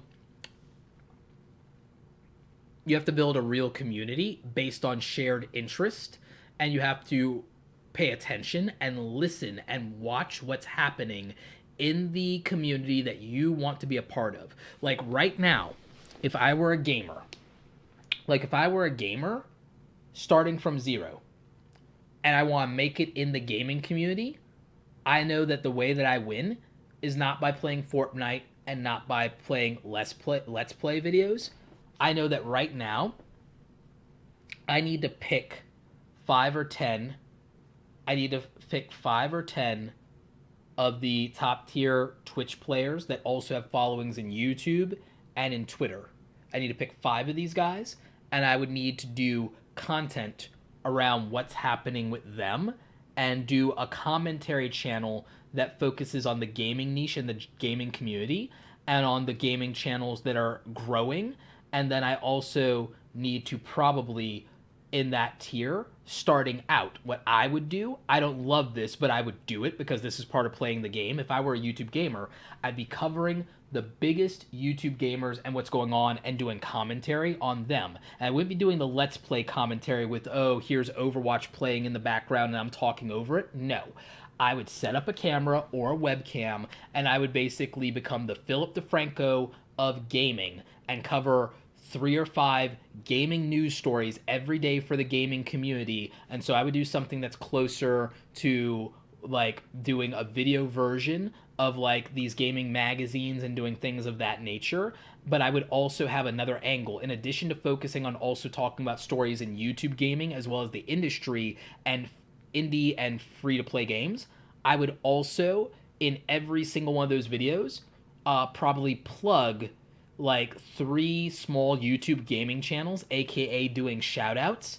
And so then I know that other small YouTube gaming channels that care about gaming content will also become part of that community, because then they might get a shout out if they're a subscriber or they're doing what they're being asked to qualify for a shout out or to show me their channel. And I would do that in the gaming niche because I know it would work, because I know that there are enough other up and coming gaming channels, but I know that those up and coming gaming channels also care and watch the biggest gaming channels, and they also care about what's happening in the world of gaming. I would tap into all of that, so I would play this bigger strategy game if I wanted to make it in the YouTube gaming niche. Instead of being a YouTube gamer, I would talk about the culture of YouTube gaming. I would talk about the gaming industry, and I would be the news source slash commentary channel for that community. And that's how I would win. And I would get leverage there. And once I built a big enough following doing that, if I spun off a Let's Play channel to remind people that I'm a gamer, I could do that. I could even, with a big enough community, set up my own like gaming tournament or my own virtual gaming tournament. I could even set up like fantasy league brackets and crazy things like that and build a community. I would do a Discord server. I would do all of those things. See, I can think of any genre and I could figure strategy out. Like, but that's also because of how much I really study and analyze this, but also I'm embedded in culture. I'm a viewer, and I don't forget what it's like to be a fan. I don't forget what it's like to be a fan. So that's how I would do a lot of these things, is it would come down to really understanding what's happening. And I think that a lot of people are not picking an actual, or not thinking about an actual strategy. I think a lot of people are, and it's okay, by the way, to just do something you love, especially when you're just getting started and you're practicing. The thing that I would say, though, is if you're doing that, then I would pull back on what my expectations are of a result during that period of time where I'm doing that. That's where I would go. Here's an interesting question. Who asked this question? Someone asked a really good question and it like disappeared. Oh, here it is. Do It says, Roberto, how much monthly passive income do you think is enough for you? I don't know if you're asking me personally, or you think, or you're asking as a general question. There's not an actual number. It's about what you're trying to accomplish. And for me, that number is going to feel unreasonable to all of you because you're forgetting that I want to hire people. You're forgetting that I want to hire people. Like, real talk, because if you want to hire people, well, that number is going to be tens of thousands, if not like 100,000 or better a month. Because if you want to hire people, if you want to be a job creator, if you want to pay salaries, then yeah. Like, but it depends on what your goal is. If you want to do that, that number's going to be astronomical. But if you're a general person day to day, you should still have active income on top of passive income. But passive, you should know, takes care of all of your bills, takes care of everything you need to make your passive income and then some, gives you enough money to probably put away enough money to meet your maximum for your IRA deduction, gives you enough money to put away for taxes, gives you money that you can put into emergency fund, max out your healthcare savings account, and then also know that every month you're able to maybe set aside $1,000 in emergency savings and $1,000 a month in investment. Whatever those things add up to, that's probably what is enough for you to make in passive income on top of active income that you're hustling for. So like that would be what I would say about that from a financial standpoint for you. Like for anybody that's an entrepreneur, for anybody that's an influencer, that's what I would say is you got to figure out that number. Zeke Streak says, could you make it on YouTube alone? If I wanted to not live in a bigger house, maybe. Theoretically, I guess. It depends on lifestyle, dude. It's down to lifestyle. Like, it also depends on where you want to live. It depends, do you want to live in California? I live in Atlanta. Do you want to live in the South? Do you want to live somewhere rural with a low cost of living? Do you want to live in New York? Do you cook? Do you eat out food like every day, or do you take out every day, or do you like Uber Eats every day?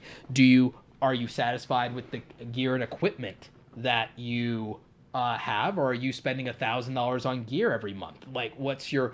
It all comes down to your lifestyle, dude. It's like it's a question that the variables, and this is why success is different for everybody. Is like, guys, like understand that like your life isn't somebody else's life, and your taste are not someone else's taste, and your lifestyle, your culture, like these are variables that affect the way that you live. Like somebody, I'm a single person, I don't have kids, but I do have other people that I'm responsible for, that I help, and so there's a difference. So like, a homie of mine that like has 5 kids has a very different answer than what my answer is.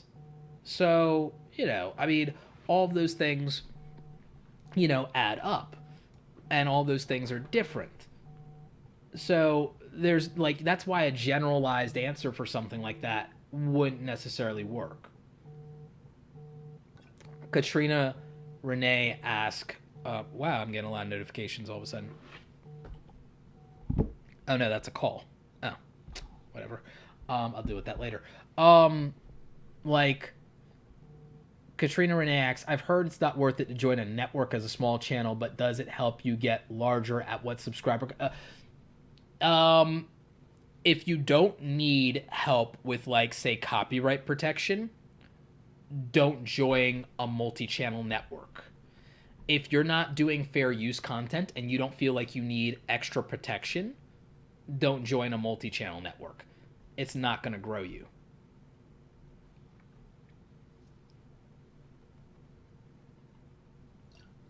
Like that's like legit. Like don't do it. Now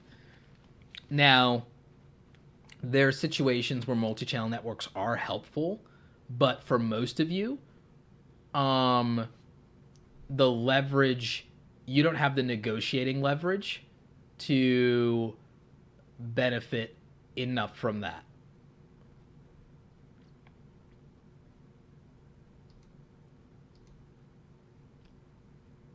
And like, so that's that's a thing. By the way, like, if people do immature things, they get put in like timeout.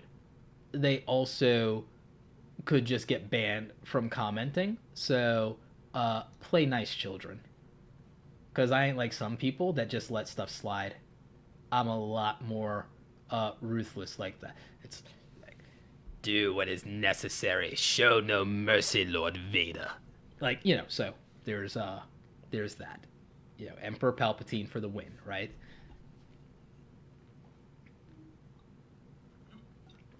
A Sith shows no mercy. Yeah. So all right, so we got Erica Robin. What's your strategy for keeping your search terms relative ranking over time? Do you occasionally go back and revise them?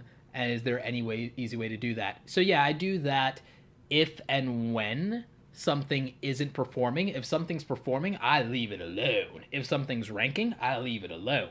So, I don't touch anything that's actually doing okay. So Macarius, thank you for another $5 super chat. One of my dreams is to do charity flights flying celebrities. As I pursue my dream, I hope to inspire along the way. What would be considered my niche? I don't know that you have a niche so much as you have a unique angle. And so, like, you could call your thing, I think your niche technically would fall under inspirational or motivational, like, stuff. So you don't have a niche so much as, like, in quotation marks, the word gimmick or a unique thing that you do. And I say gimmick not pejoratively or negatively, but just as the, for lack of a better word, you have something, you have something interesting there that's different. So it's like a super narrow like niche onto itself kind of thing, right? It's like massively unique and special. I would say that you're more in the tier of people like the Make-A-Wish Foundation, right? So if that's the case, you'd play the game the way a nonprofit plays the game, and so that would probably be your niche. Is you'd be operating within that nonprofit sphere, you'd be operating in the inspirational motivational sphere, make a wish, things like that. And your strategy for approaching everything can't be generic. If that's the case, you'd have to play the game very differently.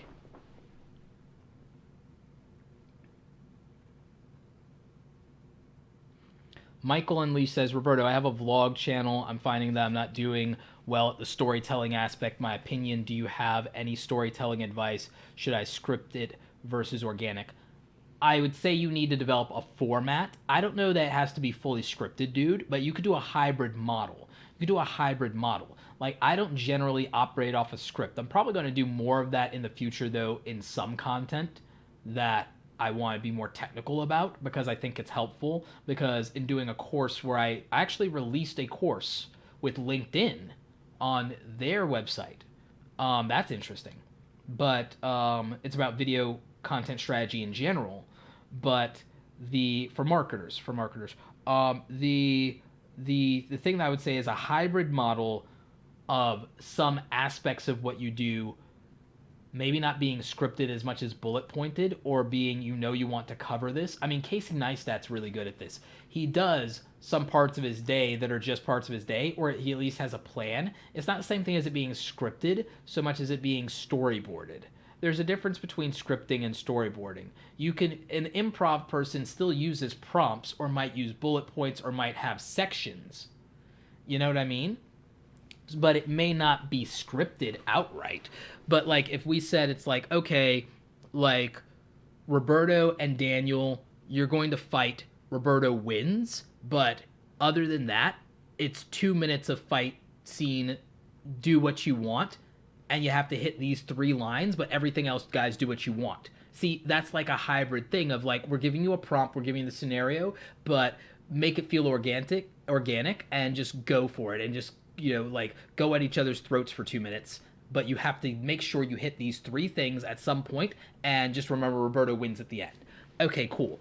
And that's something that's not a script, but it is something that is an outline, and we know what is going to happen here, right? So we know that there's a flow, there's timing, there's a transition, there's a like. But the other thing for vlogs is, theoretically, there should still be some core story that happens, right?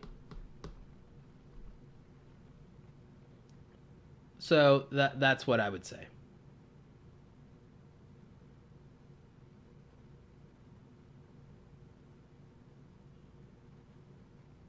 Chimichanga, you ask what ways to monetize an anime channel. Sponsors, sponsors, maybe merch, sponsors. And you say you don't want to run ads. I would run ads. I don't know why you wouldn't run ads. I would run ads. Harris X, thoughts on the future of online education? Multi-billion-dollar business right now. It ain't going away. There's enough dissatisfied people. You might as well say, oh, is Netflix going away? Like, nope.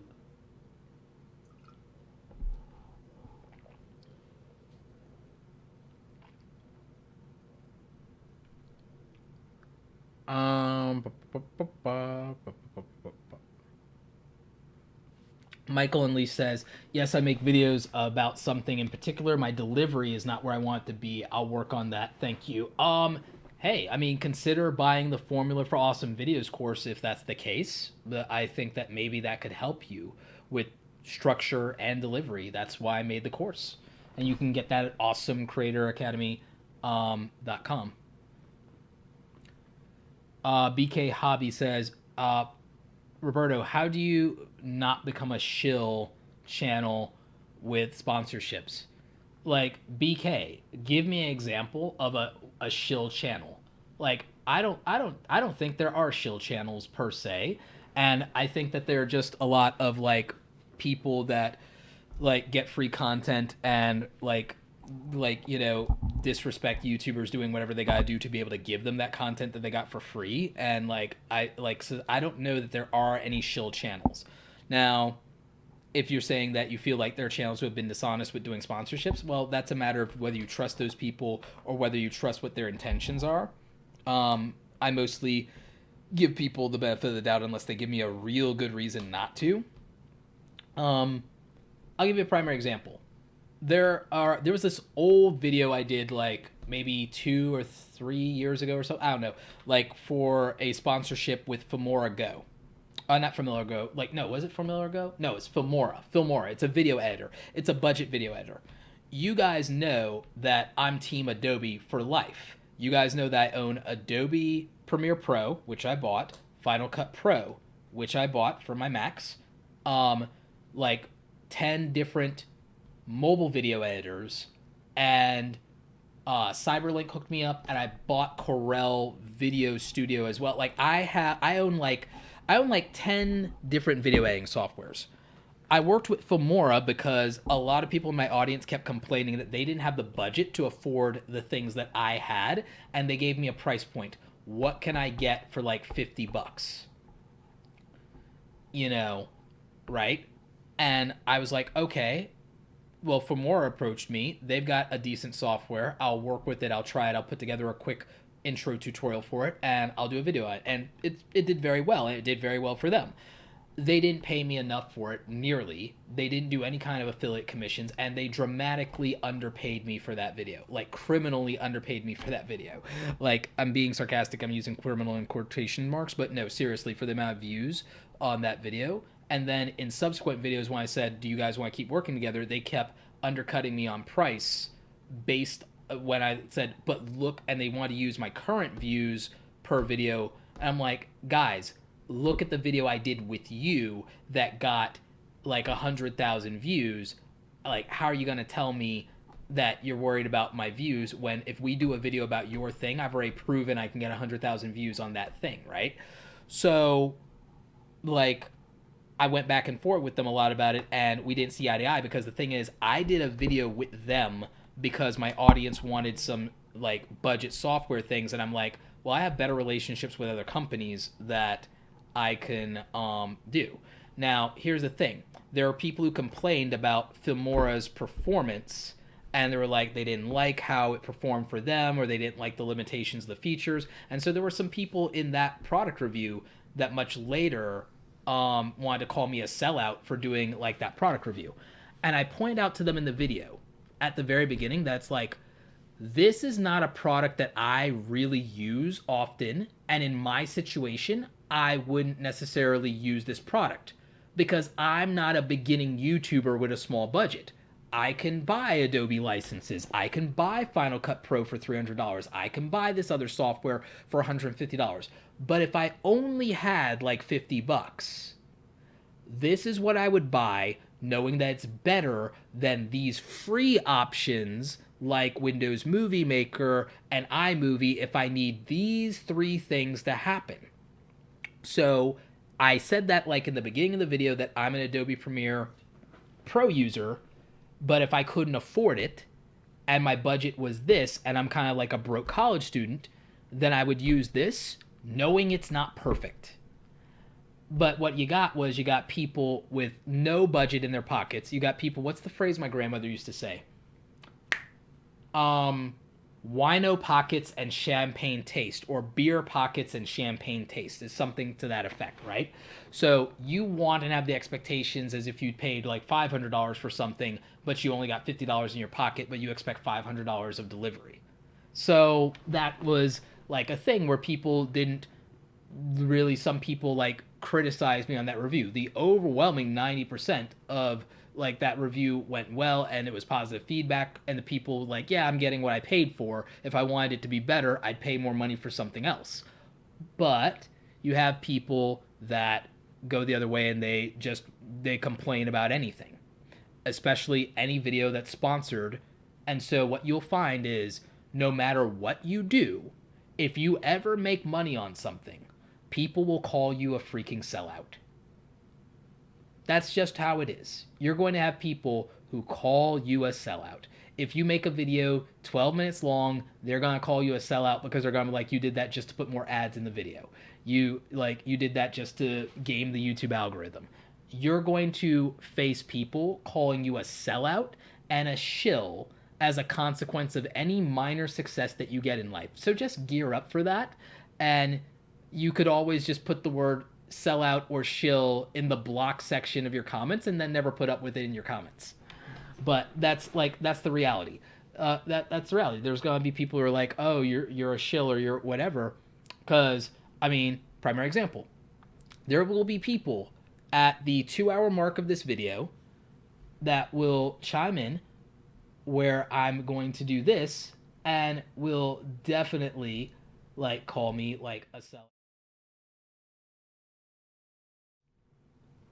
And why? Because, I'm going to promote awesomecreatoracademy.com again and remind you that if you want to join our group mentoring program, you can join the awesomecreatoracademy.com mentoring program. You can buy one of the great courses like the Formula for Awesome Video, currently 50% off until the end of April. You could sign up for the YouTube Analytics Crash Course, which right now is on pre-order for half off as well, probably till the end of April. And if you're a small YouTuber, you can use the code SmallYouTuber and get a discount on the YouTube Starter Kit, which has over 160 templates that you can use to customize your YouTube thumbnails, your YouTube channel artwork, and make your channel look competitive from day one with larger, more successful channels, because presentation isn't everything. Presentation is the only thing. And you see, I'm hamming it up a little bit because I can. I like having fun like that. I like doing the TV show thing. But like, real talk, if you want to buy any of these products, I went out of my way to develop them with the help of my community, and I think a lot of them turned out awesome, and they might help you. And if you just want to see what they're about and what I'm doing, that's what awesomecreatoracademy.com is. This is one of the businesses that I have outside of YouTube. It keeps me an independent creator, not beholden to the algorithm, not beholden to AdSense, not beholden to sponsors, because I have my own thing that I can sell, and you can find all of that at awesomecreatoracademy.com. And again, I partly did that to illustrate a point. And that point is that you do everything you can to be independent. You do everything you can to make your own money.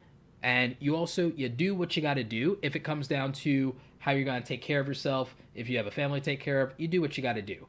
You figure out what your ethical boundaries are. You operate within your ethical boundaries. You act with good intentions. You never try to screw anybody over. But understand this, there will always be people who don't trust your good intentions. There will always be skeptics, and there will always be people who are just dissatisfied with everything.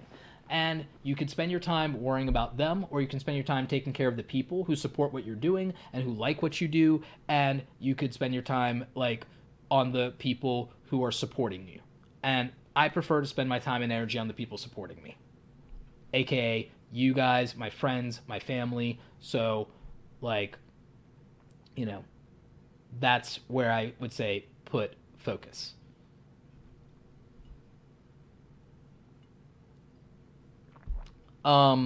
This is Angler TV says, what should I do if 80% of my subscribers are spammers? Adjust your comment settings in the back end of your channel, and start also individually blocking or banning them. Do that. Harris asks, how much time do I spend on entertainment nowadays? Like on weekdays where I'm hustling, maybe aside from like bedtime, like an hour. Aside from bedtime, like maybe an hour. Paul Democritu asks, I have a question, Roberto. When do paid AdWords YouTube ads work other than selling a product or retargeting a specific video? I don't believe they do, unless you're Ty Lopez. And by that I mean you have to have Ty Lopez money. And also you have to have the Ty Lopez storyline. I honestly don't believe that spending ads on YouTube will grow your subscribers and grow your audience and grow your channel, unless, nope, in general, for 99% of you, it's just not viable. Facebook ads either, for doing that. I don't believe in spending money on ads to grow your social media following or audience, with the exception of Instagram. With the exception of Instagram, I don't necessarily believe in that. And with Instagram, I think it's really less about whether it grows your audience and more that you're playing the billboard game overall. And I believe in that. I believe in buying bill. I'll tell you something I'm doing with ads. I'm spending in April, 30 days, $30 a day, specifically in Instagram ad spend. Like, for real, guys, if you're in this live stream right now and you are not following me on Instagram, I want you to do me a solid right now. I want to see this happen in real time, by the way. I want you to do me a favor. In your phone, while you're watching this live stream, I want you to go to Instagram and I want you to follow me at Roberto Blake in Instagram right now. I'm dead serious. I really do. And I also want you to understand something. One, I'm doing different content over there that you're really going to enjoy and love, number one. Especially if the motivation thing is big for you. I'm almost doing pretty much nothing but motivation in Instagram, but practical advice as well, balancing that. But here's the trick, though. I'm doing 30 days of $30 ad spend as an experiment per day in Instagram and seeing what happens. And it'd be really great for you guys to kind of be in on this with me and to also watch what I do over the next 30 days in April in Instagram. So I would actually like you guys to follow me over on Instagram. I'd like you to check out my stuff. If you want to drop a comment, do that. If you want to drop a like, do that. But I want you to follow me on Instagram. And I want to make a point here because I just hit 10,000 followers in Instagram. So I have the Instagram swipe up. And I want you to see that I'm not using and abusing it every time to drive traffic to my YouTube channel or to my new videos.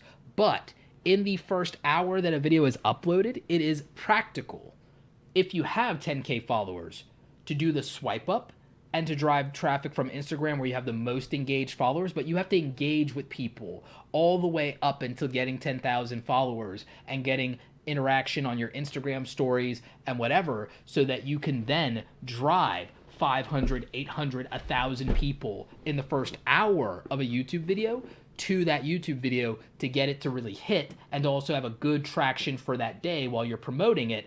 And so I want you guys to study what I'm doing in Instagram, because I'm still studying and learning the Instagram algorithm, but I'm already implementing hacks into Instagram, and I've already implemented it directly into the Business for Awesome Creator Academy, and it's converted for me. And so I'm doing some stuff there. And if you want to convert any social network to your YouTube channel, Instagram right now and Twitter are going to be the things that drive traffic to your YouTube channel. It's not going to be a ton of traffic, but every little bit helps. But Instagram and Twitter are going to be the game there. And you need to take both of them very seriously. And those are the two places that I play very hardcore in. I use Facebook for groups and networking, and I use it to run ads to sell product. And I'm going to do more of that. I filmed an ad for Facebook that I have to edit this weekend for product launch stuff. But like, I am deadly serious about that. Why is it getting cold in here now? The sun went down, that's why. I'm deadly serious about that. You need to really look hard at Instagram. And you can do your own content strategy, but you need to be studying how I'm engaging and hacking Instagram, and also look at what I'm doing with the ad spend. Not everyone is going to have the $30 30-day ad spend thing to be able to do, but you could go as low as $5 and it would do something for you if you're getting it right and if you're consistent. Like, I believe that. And it doesn't necessarily even have to be every day. I started out smaller than that, and I was like, this is real. And this is building up like some traction. And here's the other thing I figured out. I figured out this weird thing that people were telling me and were excited that they're seeing my ads everywhere, and that there was some level of prestige associated with even just having an ad. Like, so that's where I'm going with this. I think now, here's the thing though. With YouTube ads, it's a penny per view, but if you're not a master of YouTube or Google AdWords, if you're not a master of Google AdWords, your ad budget will get blown on channels that aren't getting you anything. This is part of why advertisers were mad and YouTube changed the rules to 4,000 hours of watch time and 1,000 subscribers. And that was generous, ladies and gentlemen. That was generous. That was generous. Because as someone who spends money on ads, I kid you not, if I was in that room during that meeting, I would have been fighting to move it to 5,000 or 10,000 subscribers and 4,000 hours of watch time. And that sounds harsh, and a lot of you probably will not be happy with me for saying that. But as an advertiser, I am telling you, based on experiments I've done with AdWords and where my money went, I'm like, and when I looked at the data and I looked at the channels and the videos that my stuff played on, and I was like, are you kidding me? As an advertiser, I would have fought to, like, if I was in that room and I was making a decision about, well, where do we move the goalpost now? 1,000 subscribers to be part of the partner program? I would have moved it to like 5,000, 10,000. Like, I'm not even kidding. And, like, that's real. And that's real. Because, again, when you think about the fact that you're spending money on it, like when you're spending money on it, when it's your money, you will think very differently when you're spending money versus when you're getting money from ads. When you're going to spend money on ads versus get money from ads, you will think very differently because, like, it's that. Now, if you're a smaller channel, of course you're gonna disagree because you're like, well, that hurts me. But I'm like, no, it doesn't. One, you don't make enough money on those few views anyway.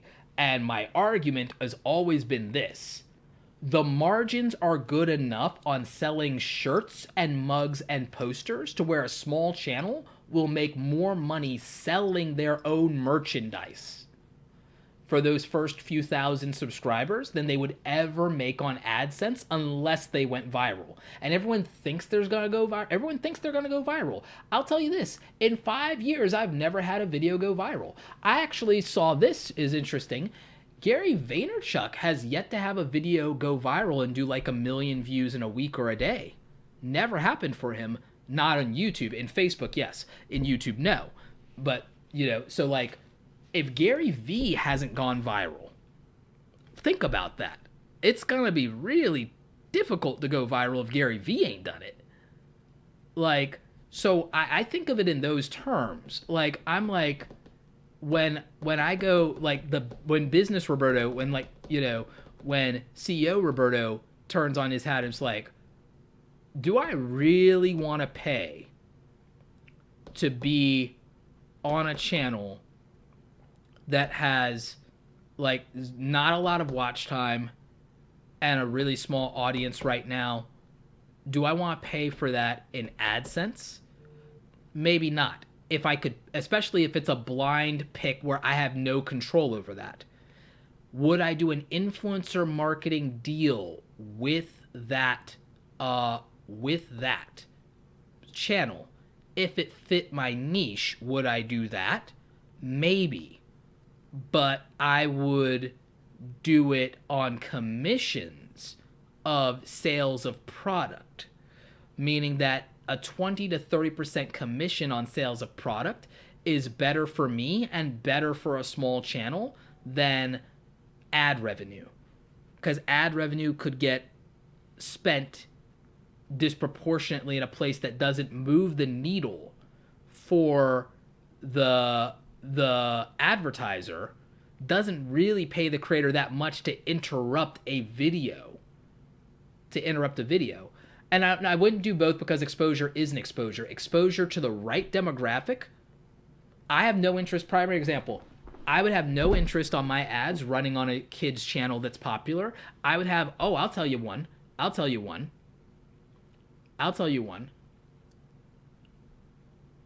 I am not, I'd take up, like, okay, here's like the only super big channel that I would be excited. There's like, okay, well, there's a couple of them. There's like Who would I be excited for my ads to run against that's a big channel? Obviously, David Dobrik, Liza Koshy, Casey Neistat, Gary Vee. Because, and maybe Joe Rogan, because there will be enough people in that audience that are aspiring hustlers that will buy my product, that can afford it. Do you know who I'm less excited compared to those people? Like there's enough people that are old enough, that are interested enough, more so Casey Neistat, Gary Vee, even than Liza Koshy and David Dobrik, believe it or not. Them a little bit, I could live with the exposure of something like them for the YouTube starter kit.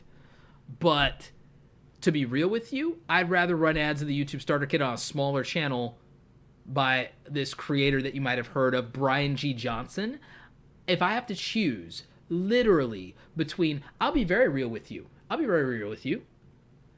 If I have to choose between running ads on 3 creator channels and I get to run ads against Nick Nimmin, Tim Schmoyer, and Brian G. Johnson, or Jake Paul, Logan Paul, Lele Pons, I run ads for the YouTube starter kit against Nick Nimmin, Tim Schmoyer, and Brian G. Johnson easily.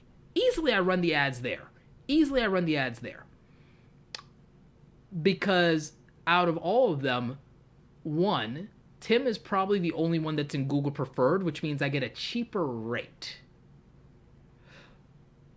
Logan's not in Google Preferred anymore, but he still gets enough, views to where my rate won't be cheap. So I'd rather take the same budget that I would allocate to a Jake, Logan Paul, Lele Pons, and I would rather target Tim Schmoyer, Nick Nimmin, and Brian G. Johnson on the YouTube starter kit, because exposure isn't exposure. The exposure of being in that Viner audience isn't worth enough because they don't have enough adult audience to compensate me.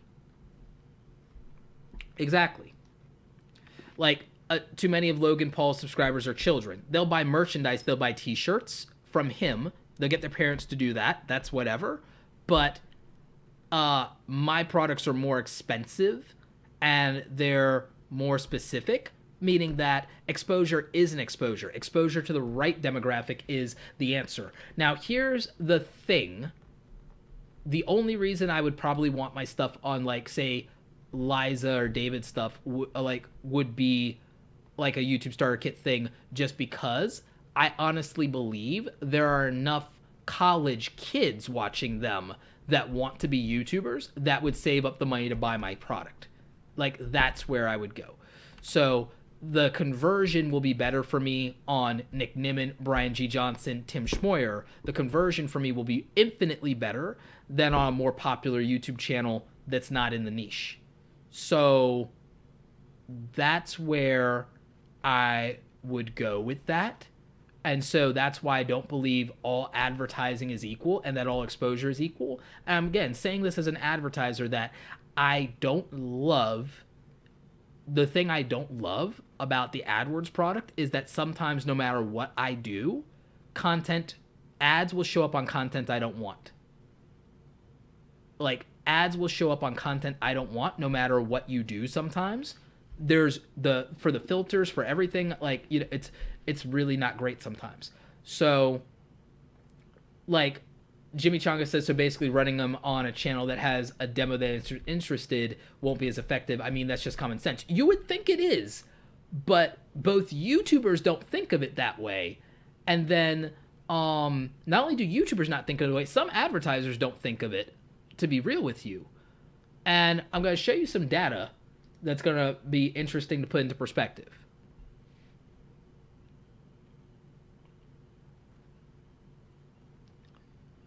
So let's go to 90 days, and then I'll do it on not just one thing.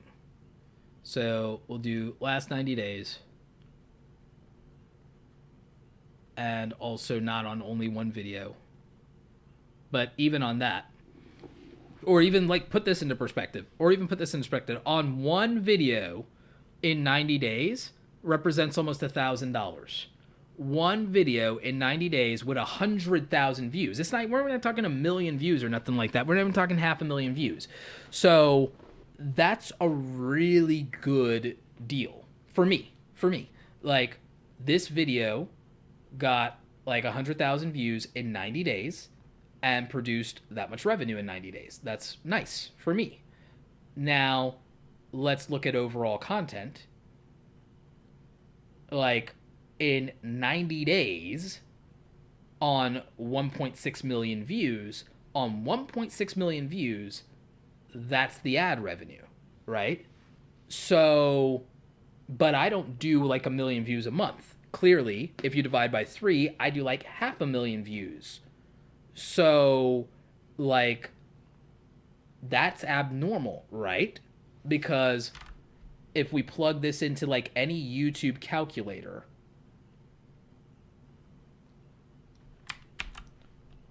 like if I go, okay, what's a like YouTube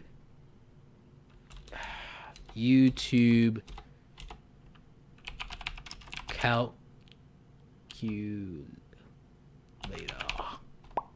Why is this thing so slow? Streaming, that's why it's slow, Roberto. Come on. Get in the game, guy. Get in the game. Like, okay, cool. I get. All right, so yeah. So this thing tells you like how much YouTube partners typically make. Why is it? So like one. That's 160. Right. So this is 1.6. This is 1.6 million views, right? So the average YouTube calculator says that normally a YouTuber makes that on that same amount of views that we saw that I make more than that on, right? So let me pull up a different YouTube calculator. Let's pull up Social Blade's YouTube calculator, right? Pull out another one. Daily views. It does daily, so daily is different. So rough calculation on what I'm thinking about here to get the numbers that we're looking for. Or I can do this the easy way. Plug this number in, divide it by 90. All right. Yeah, I thought it was between 17 and 20,000. So, all right. So 17,000 views per day. So what's it calculate?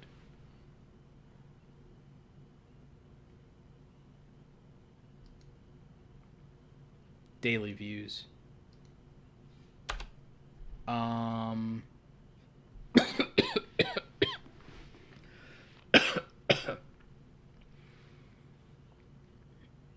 That's an interesting range, isn't it?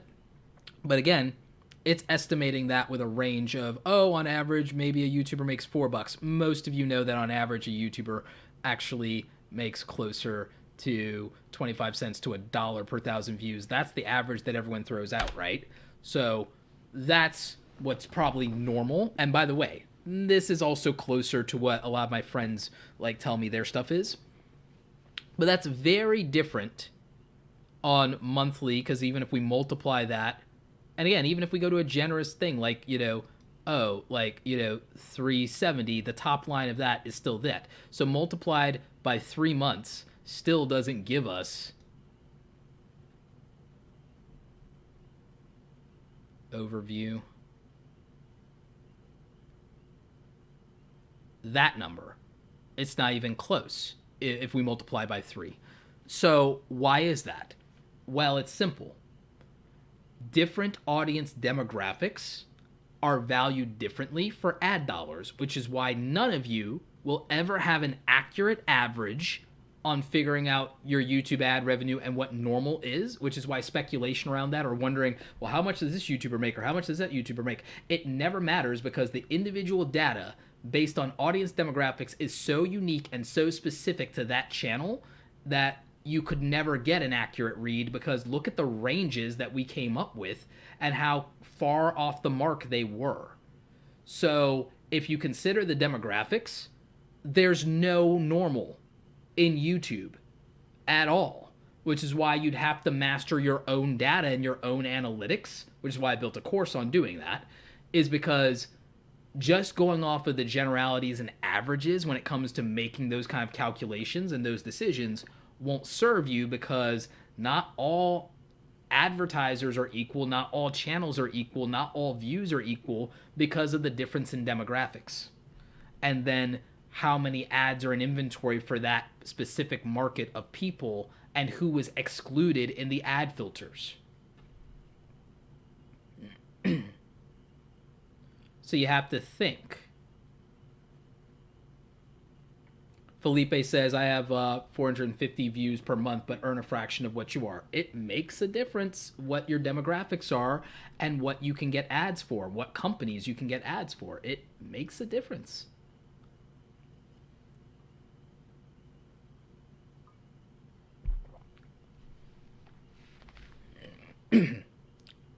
But that's just ad revenue, though.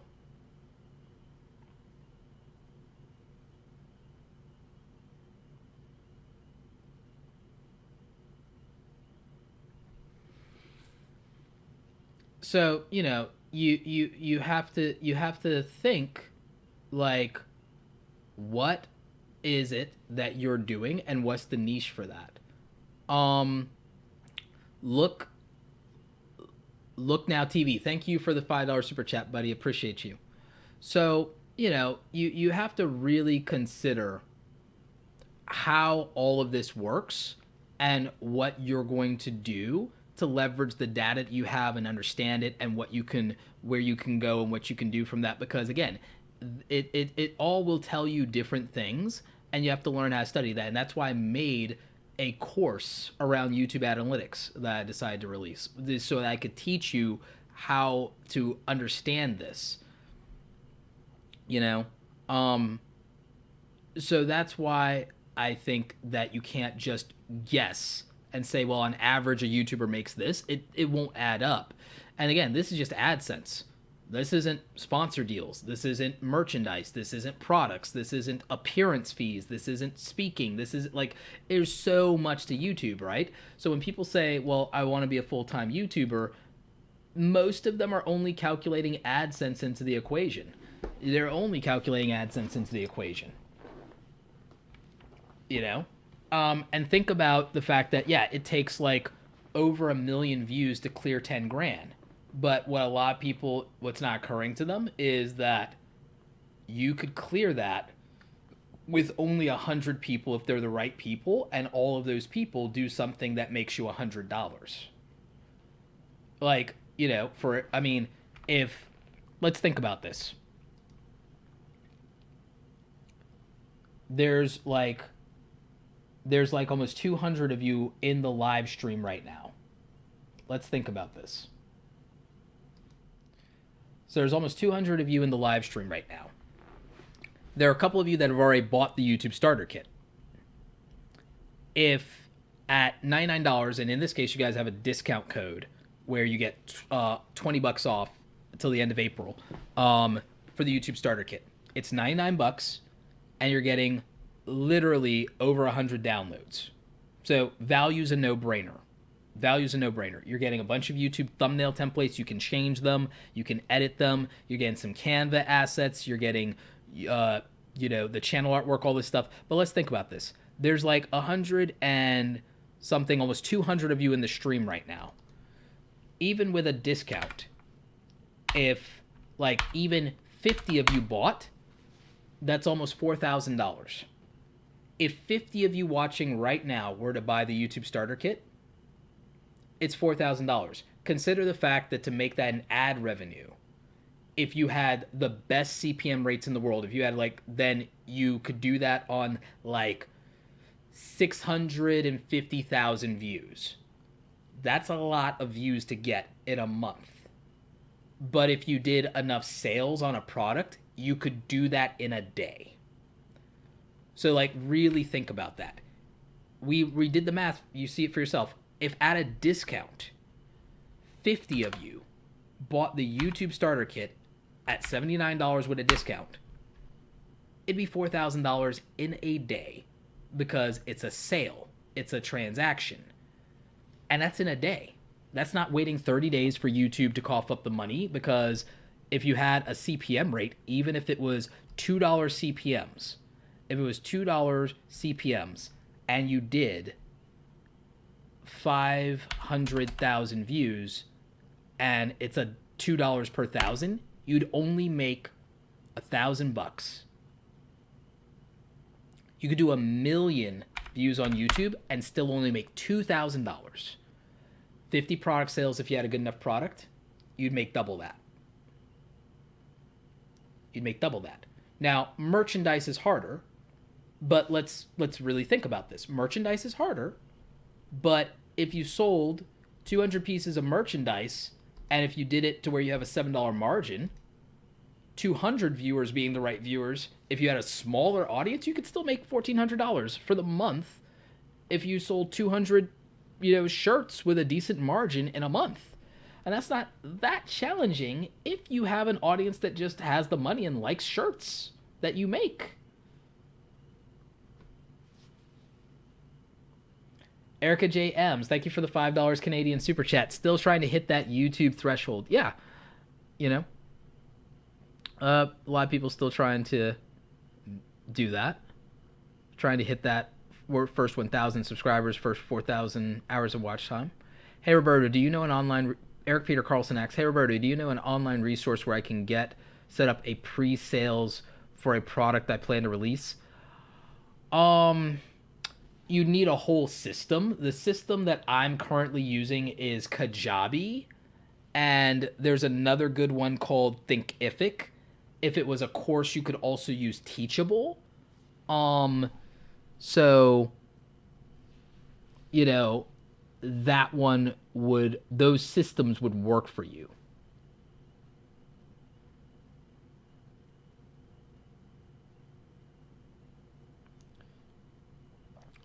Car Galaxy Studios says, or who is it? Was it Car Galaxy Studios? There was somebody who was saying basically passive, but YouTube is passive income, which is no work. I disagree.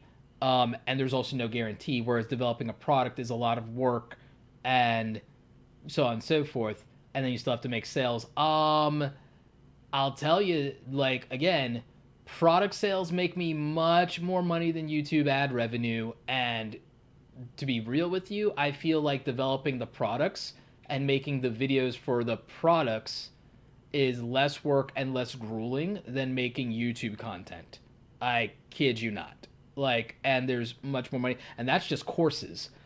Digital download packs like the YouTube Starter Kit, which is a graphics-based pack, which was Photoshop work for me, but I also am a Photoshop wizard. That was really not as difficult to do initially, even with the sales on it initially.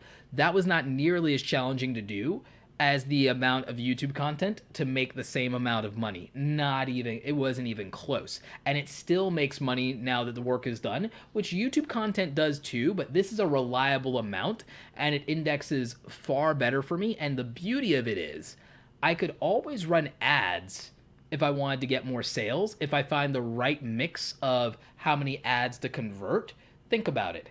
If it turned out that I had to spend $20 to make a $100 sale, which I haven't figured out the formula for doing that yet, or if I had to pay somebody a commission to do that, I would.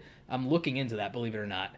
But if I had to figure out, if I figured out that even including someone managing the Facebook ads, if I figured out that spending $10 was what it took for me to make a $100 sale every single time, or even if it was $20 to make a $100 sale every time, I would spend $2,000 tomorrow so that I can keep $8,000. But I only have the luxury of doing something like that because there is a product to be sold. So if I knew for a fact, with no shadow of a doubt, that if I spent $2,000 in Facebook and Instagram on ads, that for every $20 I would get 80 back after the 20, I would do it without hesitation. There's no amount of ability to scale YouTube in the same way on any single video that you make. Or even if you made 5 videos, there's no way to scale that in the same way and make money.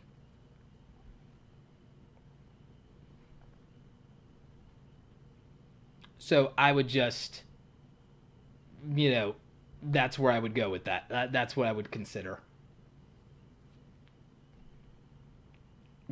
So I would say, again, for a small YouTuber, I wouldn't look at the requirements of the YouTube partner program feeling like YouTube took something away from you, because I'll be real with you, if you have not crossed if you haven't crossed 1,000 subscribers and 4,000 hours of watch time, you weren't making real money anyway compared to if you had just focused on merchandise. Merchandise would have infinitely done better for you as a small YouTuber. Building a product, freelancing, anything would make you more money as a small YouTuber under that threshold. There's any number of online opportunities, affiliate marketing, you'd make more money infinitely than anything the partner program could provide. So I wouldn't get discouraged or be upset in any way. And people say, oh, well, easy for you to say. But here's the thing. By the time the YouTube partner program made me any money, I was already making more money online than the YouTube partner program provided. So that's where my thought process on things of this nature go is, I'm not saying that YouTube doesn't have problems. Oh, it certainly does. Mostly on the back end. And YouTube has flaws as a company. I respect Susan Wojcicki's background, and my biggest complaint would be, I think she almost only views YouTube as a media company. If I specifically only had the agenda of leveraging YouTube as a media company and beating television, Susan Wojcicki's vision makes sense. But YouTube is not a media company only. There are 3 YouTubes, and no one talks about this. There are 3 YouTubes. There's YouTube, the media company. There is YouTube, the technology platform and content distribution platform. And then there is the YouTube community, which is kind of split between the viewers and the creators. With regard to the YouTube community, the leadership in YouTube only seems to make decisions that focus primarily in favor of viewers.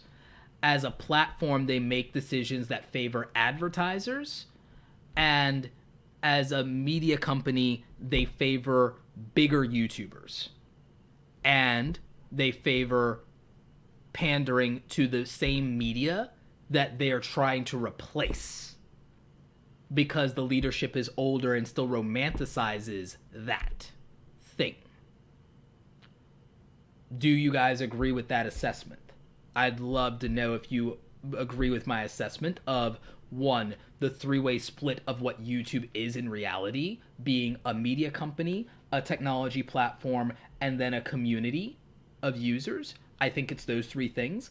And does what I said about how leadership operates within that trinity, do you think that reflects the current reality? And then if so, are you dissatisfied with the fact that that's how it is? Because what I'll tell you is, from my perspective, I don't think enough people in leadership prioritize the right things with regard to the technology platform and quality control on that technology platform. Quality control on the YouTube technology platform and the product development of that platform. I love some of the new things they've done with live streaming, and it should have happened 2 years ago, 3 years ago, when Facebook and Twitter were having their live stream wars. YouTube should have really stepped up live streaming even beyond that and crushed them. Facebook Live should be bleeding right now but it's not. It still, for most people, feels like the most convenient live streaming place to go, and Instagram Live feels like the most convenient live stream place to go from mobile, not YouTube. It is not instinctive to do a YouTube live stream from your mobile device. Why? And it's because they waited a little too long to really refine that. And that's what happens when you don't prioritize your technology platform. And I'm going to definitely get to that $5 super chat in a minute. So that's an issue. And then when, with YouTube truly and social media replacing the mainstream media platforms because of their technology, because of how cheap the ad dollar spend is for the return, despite its problems and all of those things, that's a problem. But it is very clear, and I'll tell you this, the employees at YouTube love and care about small creators. Many of the employees at YouTube, the boots on the ground, day-to-day people, are YouTubers, or they watch YouTubers, or they have friends that are YouTubers, small, medium, large. They care about small creators. When I tell you that YouTube cares about small creators, I'm talking about the day-to-day rank and file employee at YouTube absolutely cares about small creators. Leadership, on the other hand, does not prioritize small creators in any meaningful way in any execution that they do and in any decision that they do. And I will tell you that I believe that as a fact. And I think I've seen evidence of it in many different ways.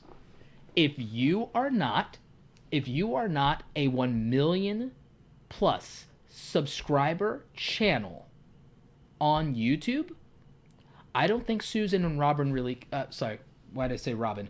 I don't think Susan Wojcicki, and I don't think Robert, whose last name I can't pronounce yet, but he's the CBO, the Chief Business Officer. I don't think that unless they know you personally for some reason, I think if you're not a 1 million subscribed channel, they have no clue who you are.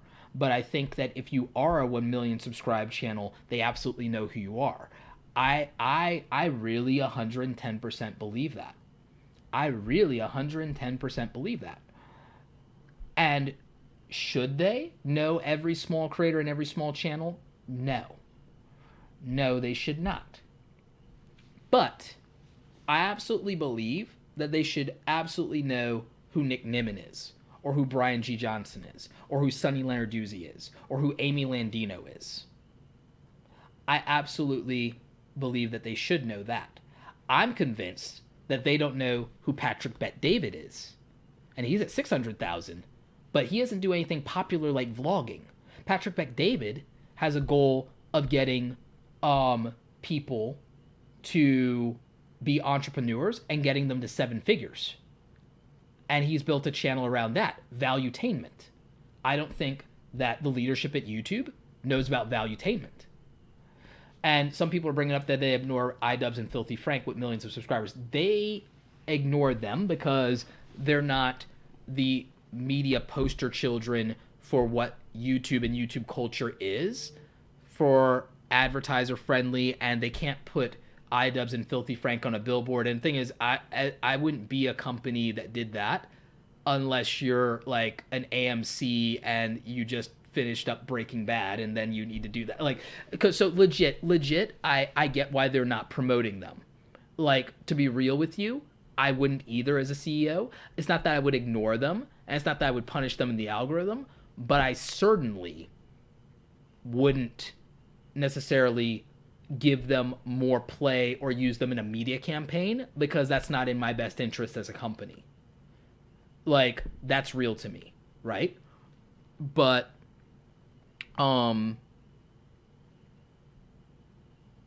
yeah, with iDubbbz I might be able to do something else though, but like it would have to be very carefully done, right? If I'm a CEO and I'm thinking like this, theoretically if I were in charge of YouTube, right? So that's the thing. Regardless of how many views they get, there is a such thing as what's advertiser friendly or what's marketable.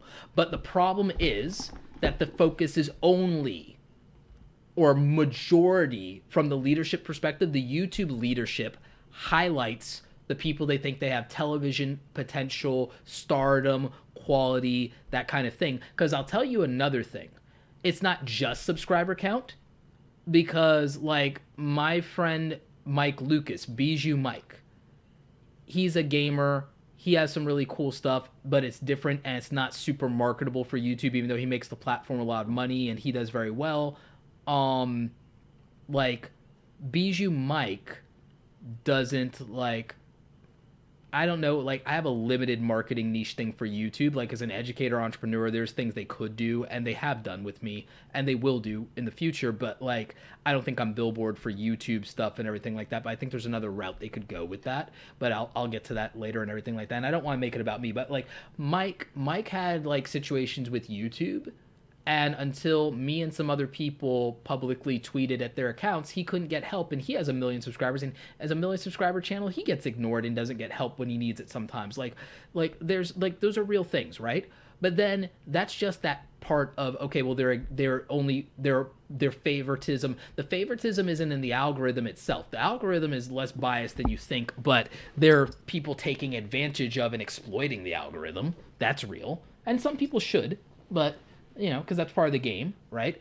But the like not highlighting from a media company standpoint, like how simple it would be to fix this. I'll give you an example. So it's 10,000 subscribers to get to the YouTube space, whether it's in LA or Toronto or New York.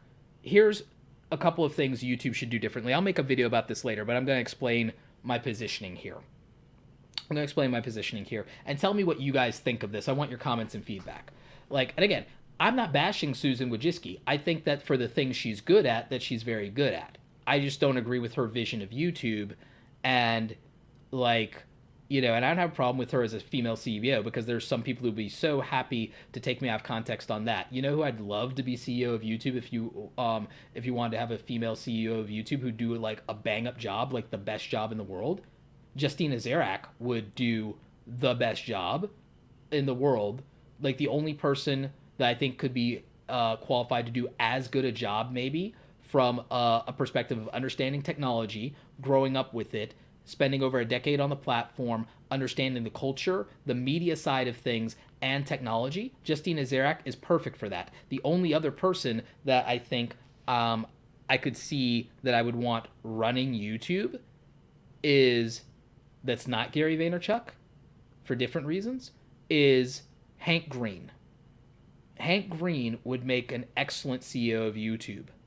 Hank Green, in my mind, or Justina Zarak, either of them, ideal CEO of YouTube. Period. And at bare minimum, if they can't be CEO, then they would be Chief Culture Officer.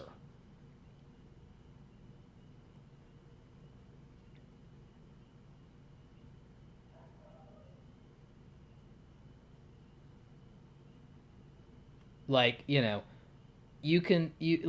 have been previous interviews, Laya from Gilded Phoenix Vlogs brings up a point. Susan Wojcicki was interviewed recently and she refused to identify YouTube as a media company and said it was a tech company. But that's a different answer than she's given in previous interviews, to my knowledge. In fact, I believe that in the early interviews after she took the position, she touted YouTube specifically as a media company. So yeah, if you put Justina Zarak, or if you put Hank Green, half of the Vlog Brothers, Hank Green, in charge of YouTube, it's a different ball game, and I'm excited about that in terms of leadership.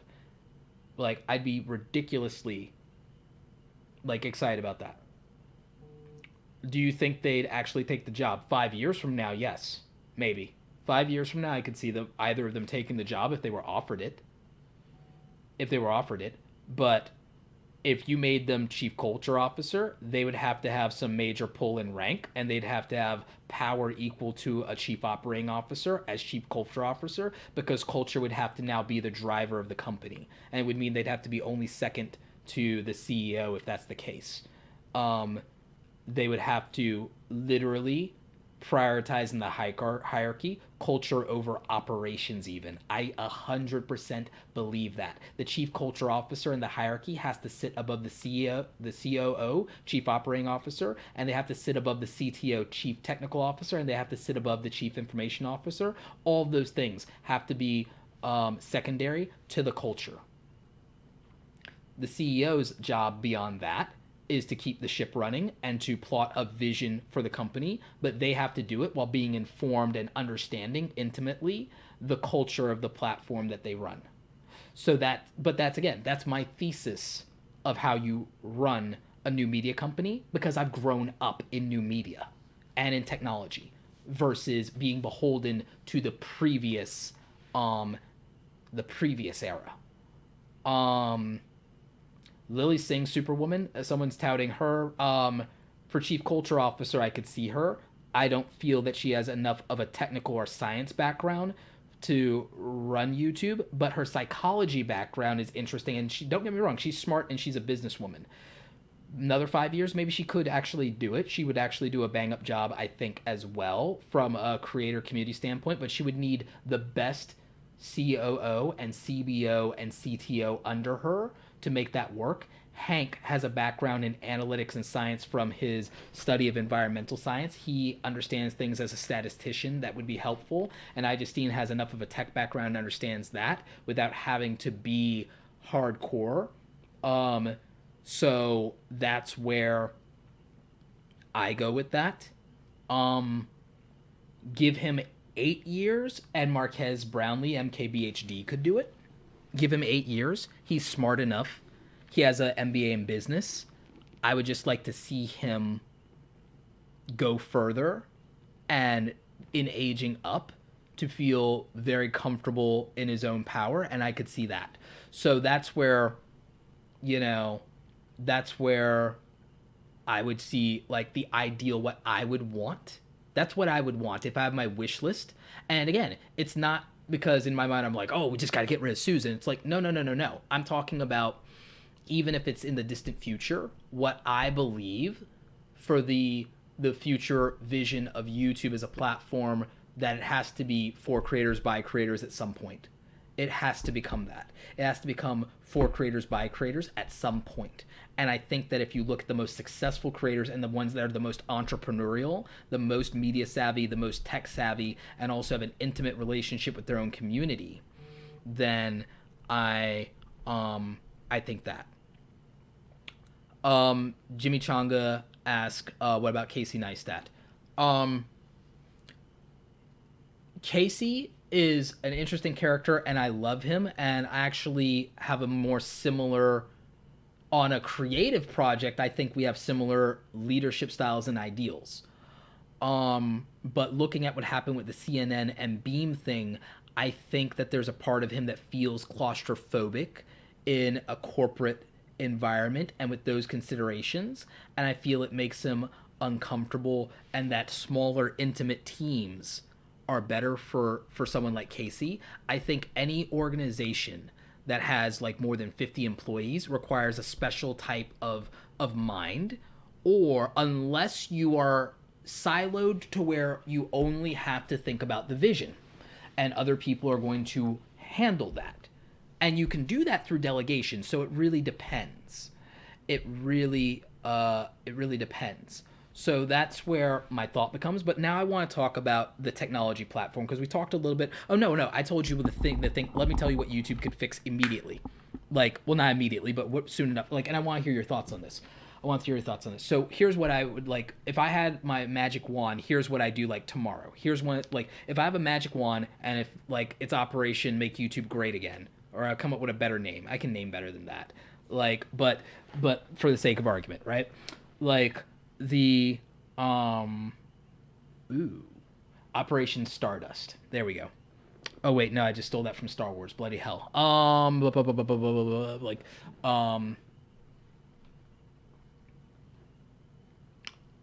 Operation Awesome. Done.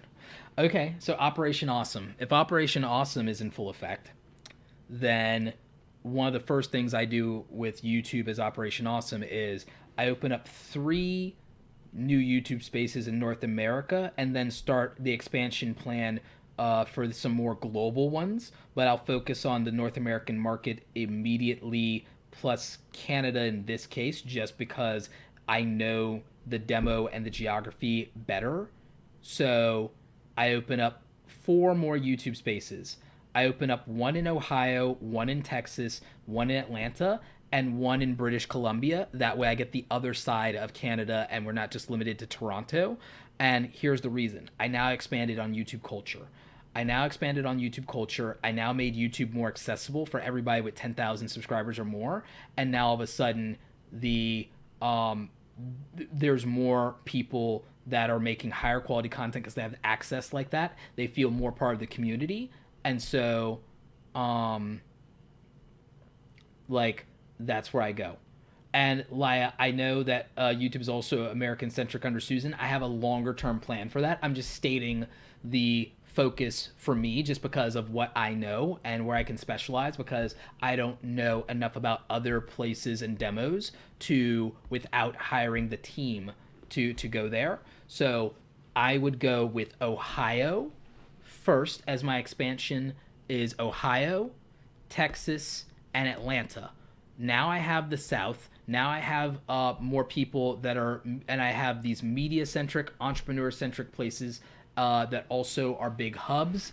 Later, I could definitely do Utah, but I'd also do British Columbia. Okay, so now I've got North America expanded, and I've got more YouTubers being serviced. But here's the other thing I do with the YouTube Spaces. The other things I do with the YouTube Spaces after that becomes that whenever YouTubers come to the YouTube Space, if their schedule allows, we have some on-site media staff that films stuff of the behind the scenes of the YouTubers using the YouTube Space for our own spotlights and for our own promo, and they have to sign a release, or by using the YouTube Space, the release is built in. So guess what? If Ohio already has a Google HQ, and if it's doubling as a YouTube Space, because if not, I still put a YouTube Space there. But if not, instead of Pittsburgh, I probably then do Utah, to be real with you. But if you have the 10,000 subscribers and you get to the YouTube Space, what I would always do is whenever YouTubers come to the YouTube Space, especially if it's their first time, we do a little small thing if they're into it and if they have the time. We do a little bit of capturing them on film, asking why they'd be there, what their channel is about, blah, blah, blah, and we make a promo.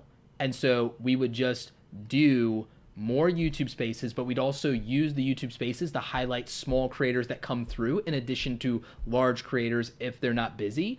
And it's a built-in press release thing that is built into using the YouTube Space. So that's the change I would make. So in addition to the YouTube Spaces being a resource center for YouTube creators, we'd also make it part of our new PR hub, and we'd make that part of our PR initiative to highlight creators that are doing cool things.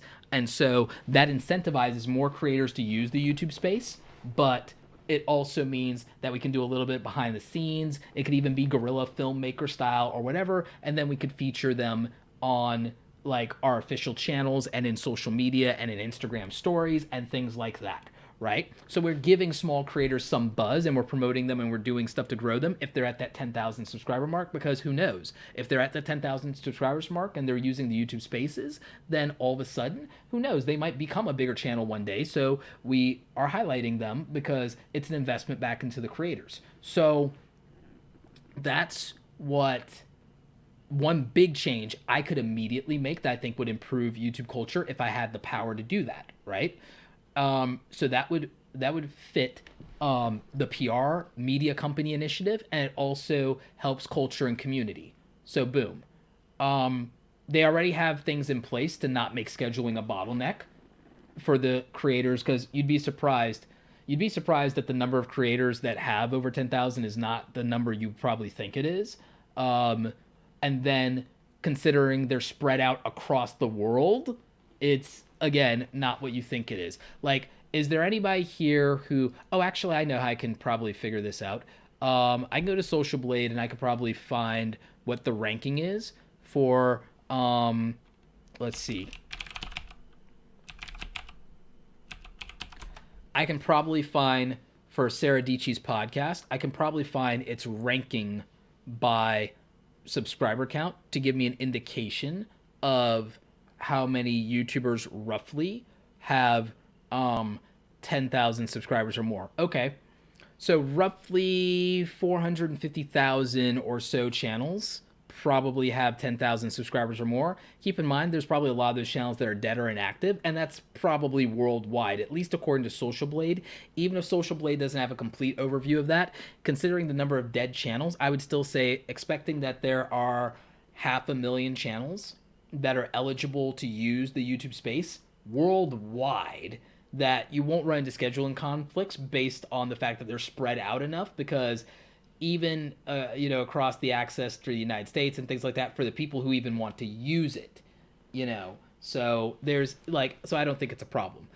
The so again, the creators who use the YouTube spaces would get some additional media play and get featured in the social media of the YouTube accounts, and on a spotlight channel or whatever, and we'd have some promo for them. And there's no guarantee that it would do anything for their channel, but guess what? It would probably make those YouTubers feel really good. So as small YouTubers, and they would feel represented, and they would feel heard, and they would feel like they got some exposure. So that's why I would do that. So there's that.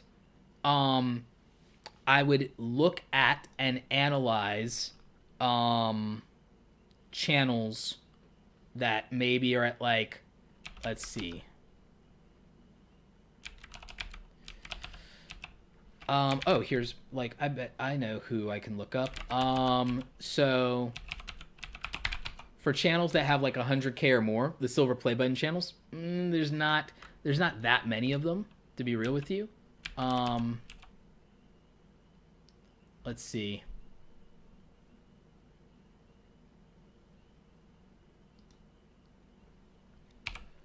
I'm going to look this up in Social Blade here. Just hang on. Social Blade. So, let's see here. So, with channels with 100K subscribers or more, there's only so many of them. Let's see. Subscriber rank. Yeah. There's about 55, 60,000 channels with 100K subscribers. That's not that many. Still, if I were YouTube, I would look at promoting and highlighting and featuring more of the channels that are within the YouTube middle class at that ranking, because it's not that many in the grand scheme of things compared to how many channels there are. So I would think about that.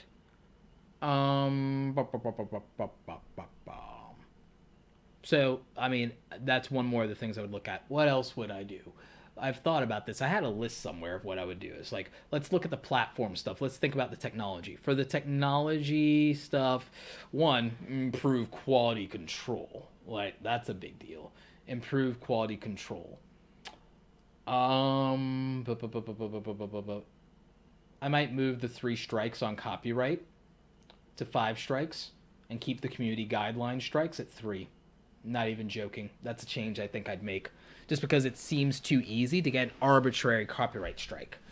And I think copyright might be less of a problem than maintaining the community guidelines from a liability standpoint at this juncture. And Google has so much money that I don't think copyright is something to worry about in the same way. And I also think the new leadership at Viacom is not a problem. And then I also feel like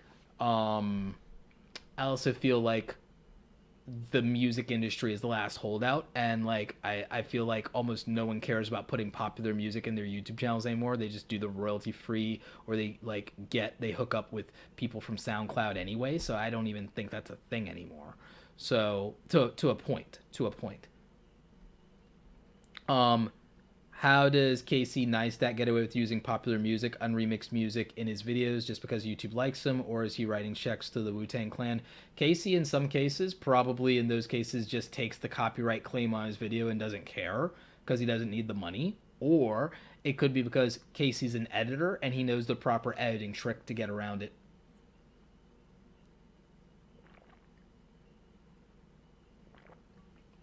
Typically, under 15 seconds.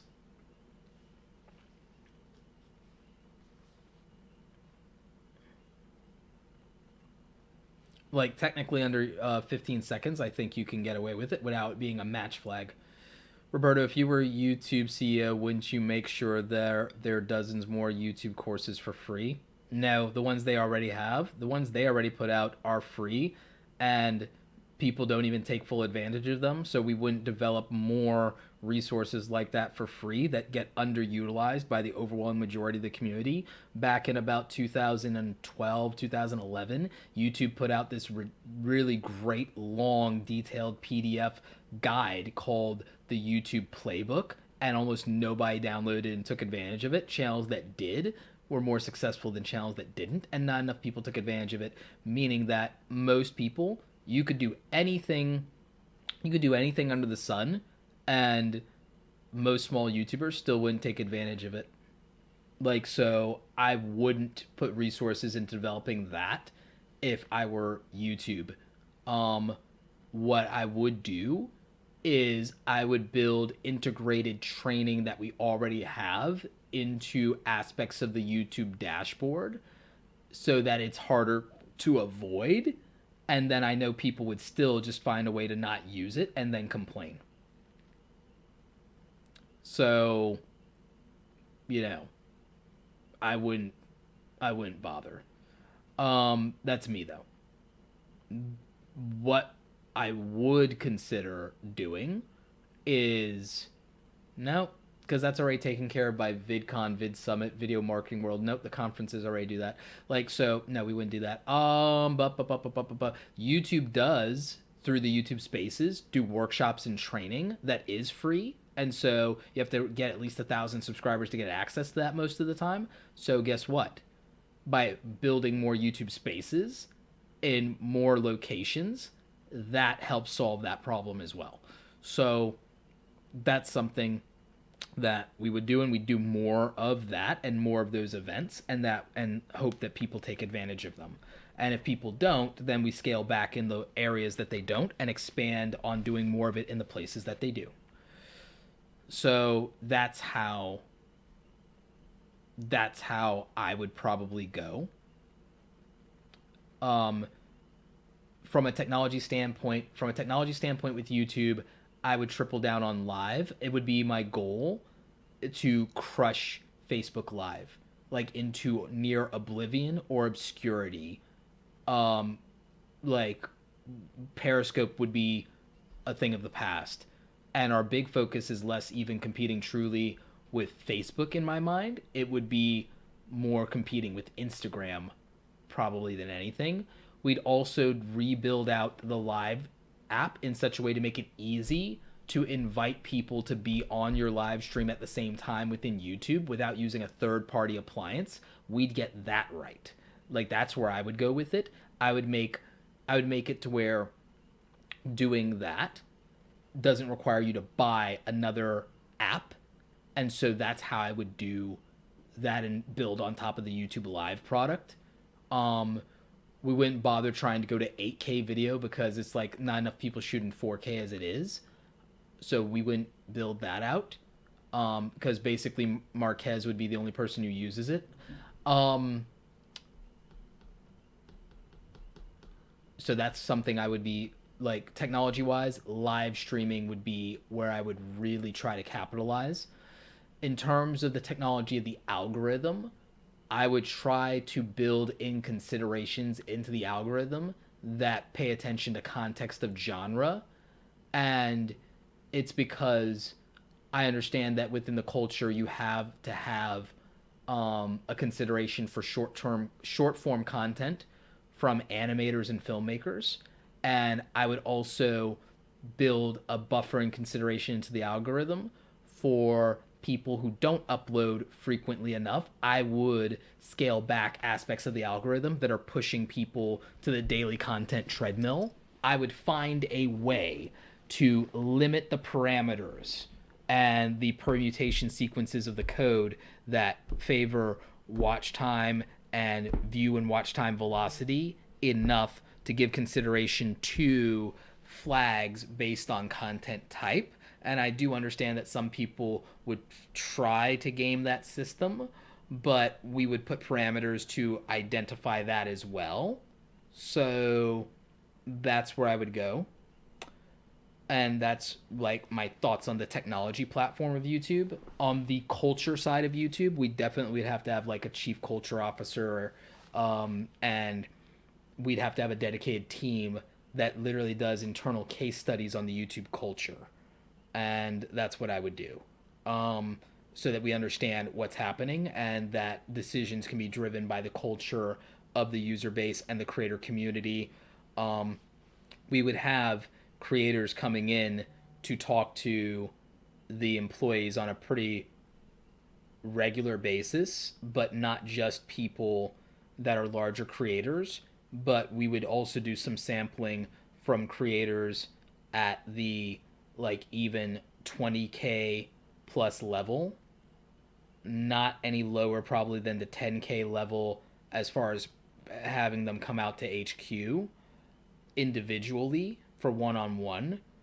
But we might do something or do some kind of more, we might do something more along the lines of a live town hall once a month where people can ask questions, and then we have a moderator from the YouTube community, maybe someone like Philip DeFranco if he's available, or whoever else is available. We pick people that are creators of standing to choose the questions, to know that they shouldn't pick questions that are trolly or ridiculous or whatever, and it's live, to ask people from the product team and the leadership team about what's going on the platform. So we do these monthly town halls, and we'd have them moderated by your favorite creators of good standing within the platform, and we'd try to answer those questions and be as forthcoming as we can.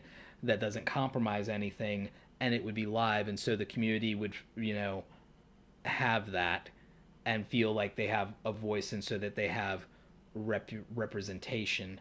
So that's where I would probably go with it, in terms of some things that I would do differently, things I don't think are being done, things I don't think are even being truly considered. And I don't expect these things to happen overnight, or I don't expect these things, some of them, to happen at all. But this is literally just what my wish list would be, and I'm explaining my thesis. And again, I'd love to know some of your thoughts around this, and like whether you agree with what my vision of YouTube would be in that case.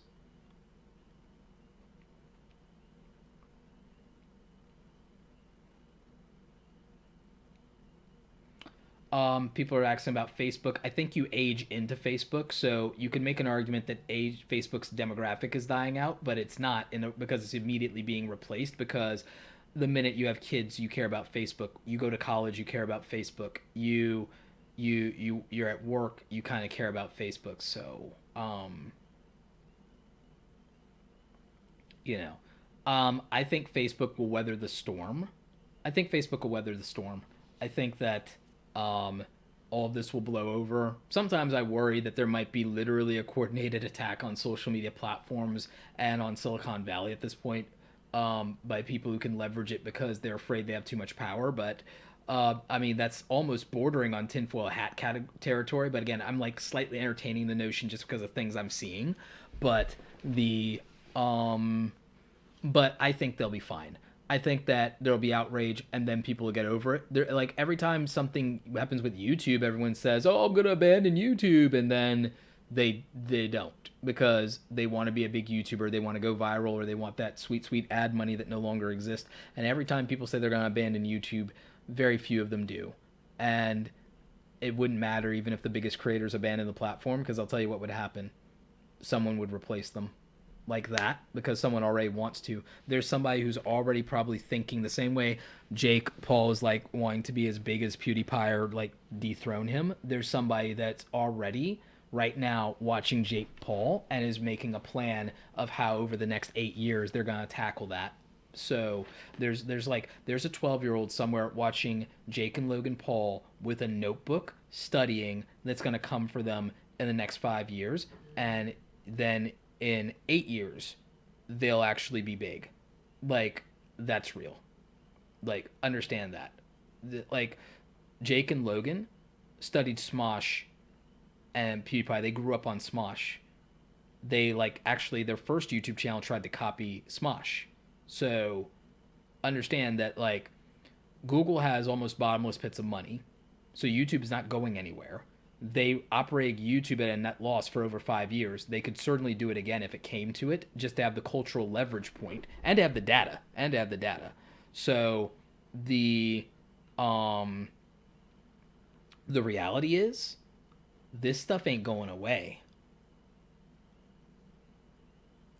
Like this stuff ain't going away. And even the stuff that does go away, in the interim when it doesn't, think about this. Vine lasted 3 years and look at how many people cashed in on it. Like Vine lasted like 3 years. Like people are like crying like Snapchat's dead, but there were superstars that were made on Snapchat in the meantime. People like my friends, Sean Ayala, Sean Duras, aka Sean McBride, people like Cyrene Q, like people like my good friend Jeannie Can Breathe. Like there were so many breakout Carlos Gill. There were breakout Snapchat stars that got a lot out of Snapchat while it was in its heyday, and they still have a personal brand and they have what they got out of it when Snapchat is in decline and when Snapchat dies, and they move on because they've made a name, and they made a name in that interim. So the window of opportunity, it doesn't really matter if this thing goes away in the long run if you take advantage of it while it's here. Could Amazon become a competitor to YouTube? They'll try. They'll carve out a small portion of the market and they'll stick around, but it won't be a true competitor to YouTube because they don't have the culture for content and content creators. They're a great company. I love them, except for the affiliate program they kicked me out of. But here's the problem with Amazon is they have their hand in too many things. YouTube is only focused on one thing. YouTube is focused on one thing. And Amazon's focused on a couple of things. And Amazon can't win a war on retail and a war on YouTube at the same time. And they will they'll prioritize beating retail to death before they try to win against YouTube. Like Amazon cannot win a war on retail if it splits its focus.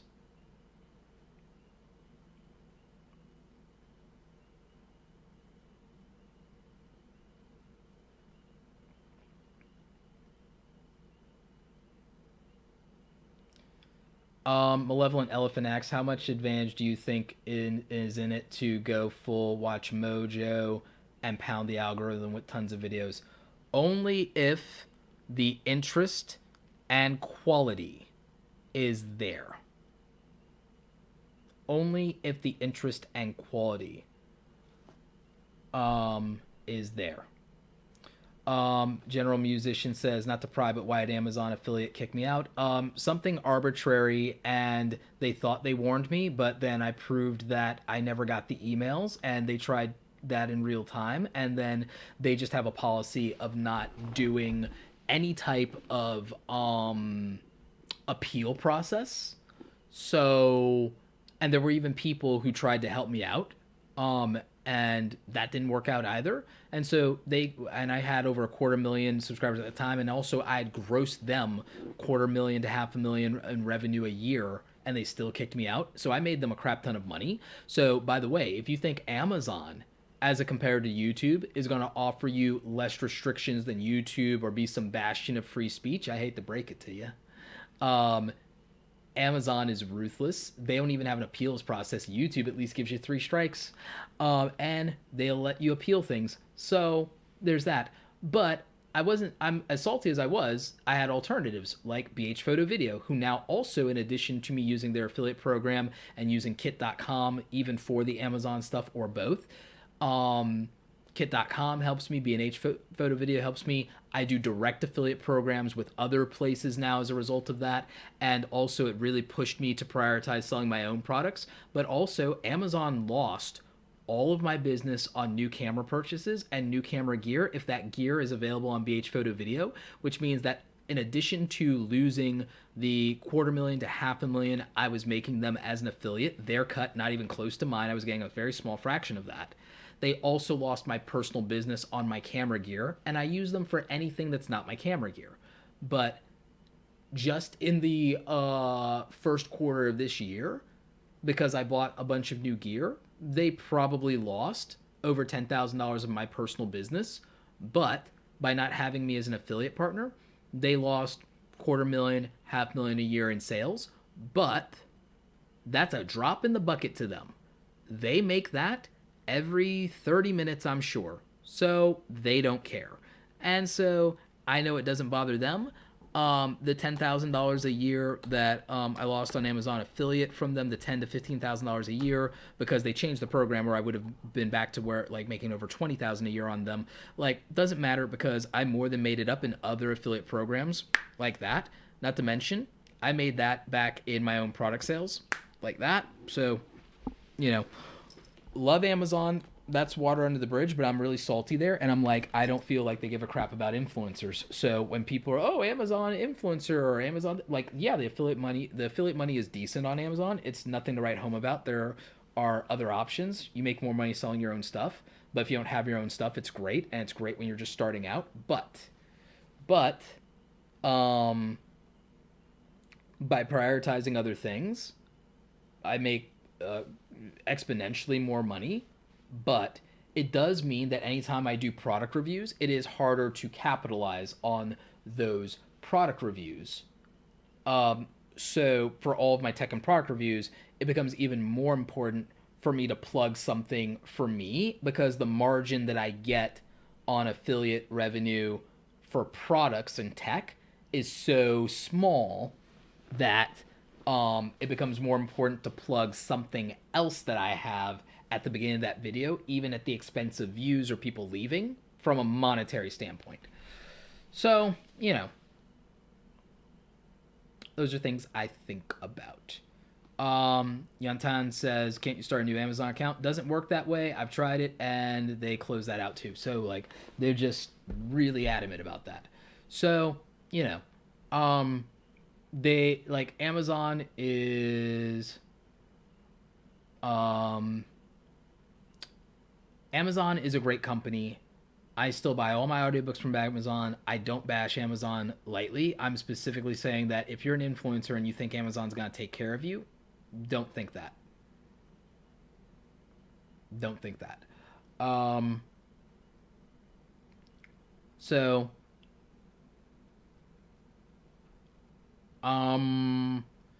Superhuman Fitness. A lot of people ask, like, how long did it take me to hit 10K, 100K, all these, like, I'll be honest with you, I don't know those things off the top of my head because I didn't keep track of them, because they were milestones, and yeah, I do think that those things are kind of like important, but there's a perspective thing, and again, I can't keep track of those things mentally very well anymore.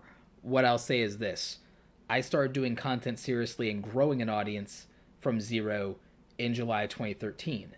People look at when I opened my YouTube account and want to count from there. That doesn't really count because I wasn't really making content.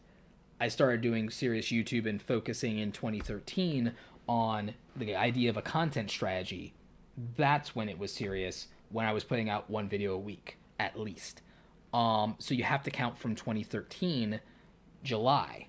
Or you could count from January 2013 if you want, if it makes it easier. My point being this: you'd have to go into like something like Social Blade or VidX Stats or something and find that out, or you'd have to look for the milestone videos, the thank you videos that I did on my channel, because I don't really know anymore when I got to what. Because I wasn't thinking about it. I was just grateful, and I was just working on the next thing.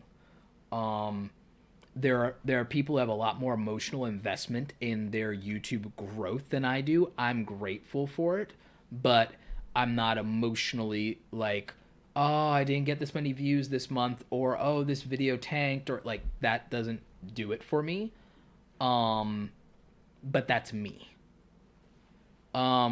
Subscriber Fighters, $5 super chat. Thank you so much. Hey Roberto, have you heard of any testimonies of YouTubers getting approved into the new YouTube partner program and how long it took them to get approved? YouTube is backlogged with that. Even channels with 56,000 subscribers, but just didn't qualify previously for other reasons or didn't apply because they wanted to grow the channel, ads or no ads, are still waiting. Um, so we all we know is that they have a backlog. Uh, Kai Bassboy, thank you so much for the 1999 super chat. I'm a longtime viewer and really appreciate the high quality content you produce. It's been invaluable to me. I would love to hear any advice you have about growing a channel in the fishing niche. Um, if you look at, I can't pronounce his last name, but I think Alex is still here. But like with a fishing niche, you have to look at it in many ways the way you would look at Travel Channel or National Geographic or the Animal Planet and things of that nature. From a production standpoint, a GoPro becomes very important for certain things. Think about the cinematography, think about the storytelling aspect of it, and then also study the bigger channels in your niche because it's very specific and it's a very specific community. It's a very specific community, but I'd also build maybe a Facebook group or even also an Instagram around that channel. Um that's where that's where I go with that is I would look at those things. I would also look at not just the great really cool fishing vlogs and things of that nature. Um I would say the like what I would look at also is some how-to videos as well. So the prep and baits and lures and cool tactical gear for that and things of that nature. Even the video tools that you use when you go on your fishing trips. Like I would look at like all the things that it takes to get into fishing. I would do some content around that as gateway content to create a funnel of people who are just getting in as beginners and want to be fishing enthusiasts. And then I would, make the rest of my show for the people who are now into it. But I would interject humor and comedy if it's within your personality. I would I would interject a lot of humor and comedy into what you're doing there, and I think that that would make it enjoyable. And I would really look hard at what separates you from the other few fishing channels out there. B-roll becomes really important, and that's where having a nice GoPro can definitely be helpful sometimes, especially with a big memory card.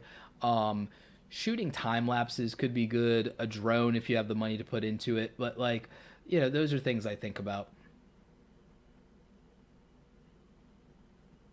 Those are things I think about. I really wish somebody would make a really good, or maybe someone has, maybe someone's made a really good underwater drone. That'd be cool.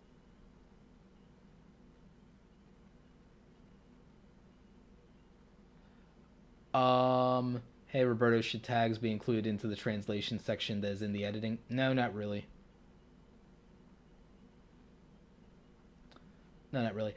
Anyway, guys, that's it. I need to rest, and then I need to follow up with some people, make some travel arrangements. I also need to do something very specific. I also need to do some editing. There's some more content that I want to drop this weekend. I want to drop another speaking engagement. I have some other freelancing stuff that I want to drop on the channel this week. I might even drop another video late tonight. We'll see how that goes. But guys, I want to thank you for joining the stream. I want to remind you that you should be checking out awesomecreatoracademy.com. We have some great stuff over there for you guys.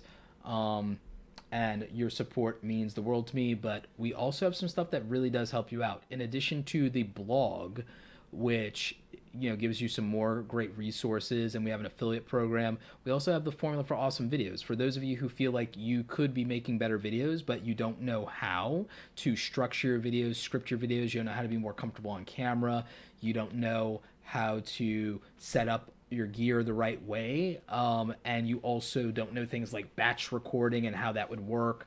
This is a course that I made that I wish I had when I first started making videos, because I feel like they would not have sucked and been bad if I had had this course.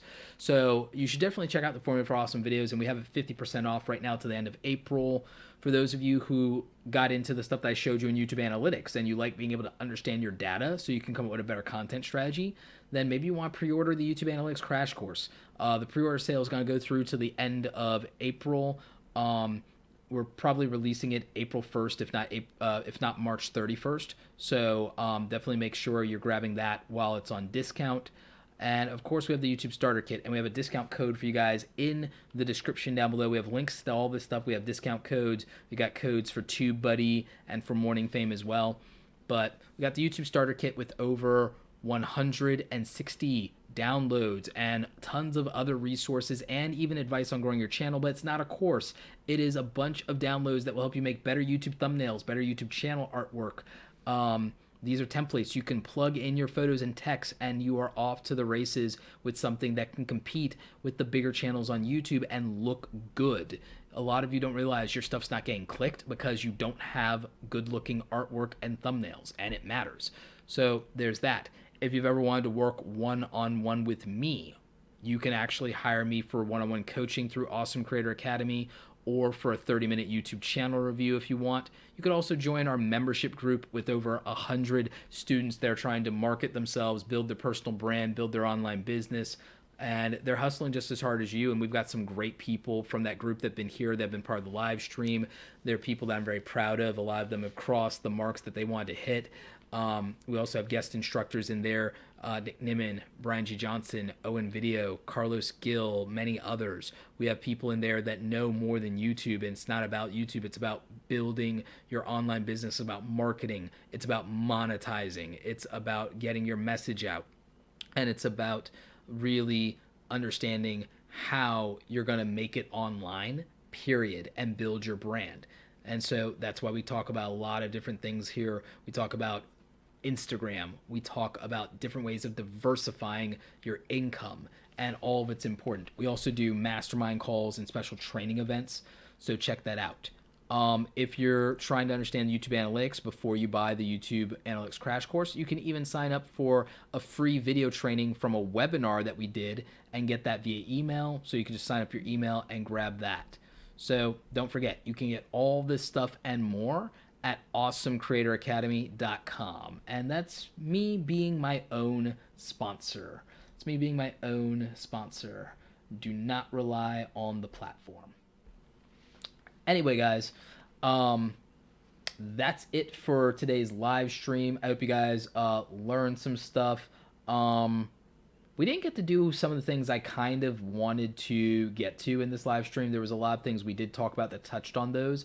But I think if I'm around next week, what we're going to do is we'll do an analysis, and we'll kind of do a breakdown of like Will Smith's channel, Peter McKinnon's channel, and like a couple of other channels when we do that next week. So that's something I'm thinking about. Or maybe maybe some other crazy thing will happen in YouTube, and maybe we'll talk about that. So who knows? Anyway, guys, thank you so much for tuning in on another crazy long live stream. Thank you for all the support. For those of you who are going to be at VidCon, come by, say hi. If you can attend my speaking event, if you have a pass that gets you into whatever level they have me at, then I would definitely love to see some of you guys, hang out for a little bit. And so that would be cool. I'm also going to be at a couple of other events this year. I'm going to be at Social Shakeup here in Atlanta. I'm going to be at Vid Summit speaking. I'm going to be speaking at Video Marketing World. I'm going to be at Name Summit in New York. I'm also hoping that I'm going to be at CVX Live. I think I'm going to be at CVX Live speaking again. So there are a lot of these events that I'm planning at being at, and it would be really dope to hang out with you guys. Anyway, thank you again so much for tuning in, and just remember, go out there and create something awesome today. Take care.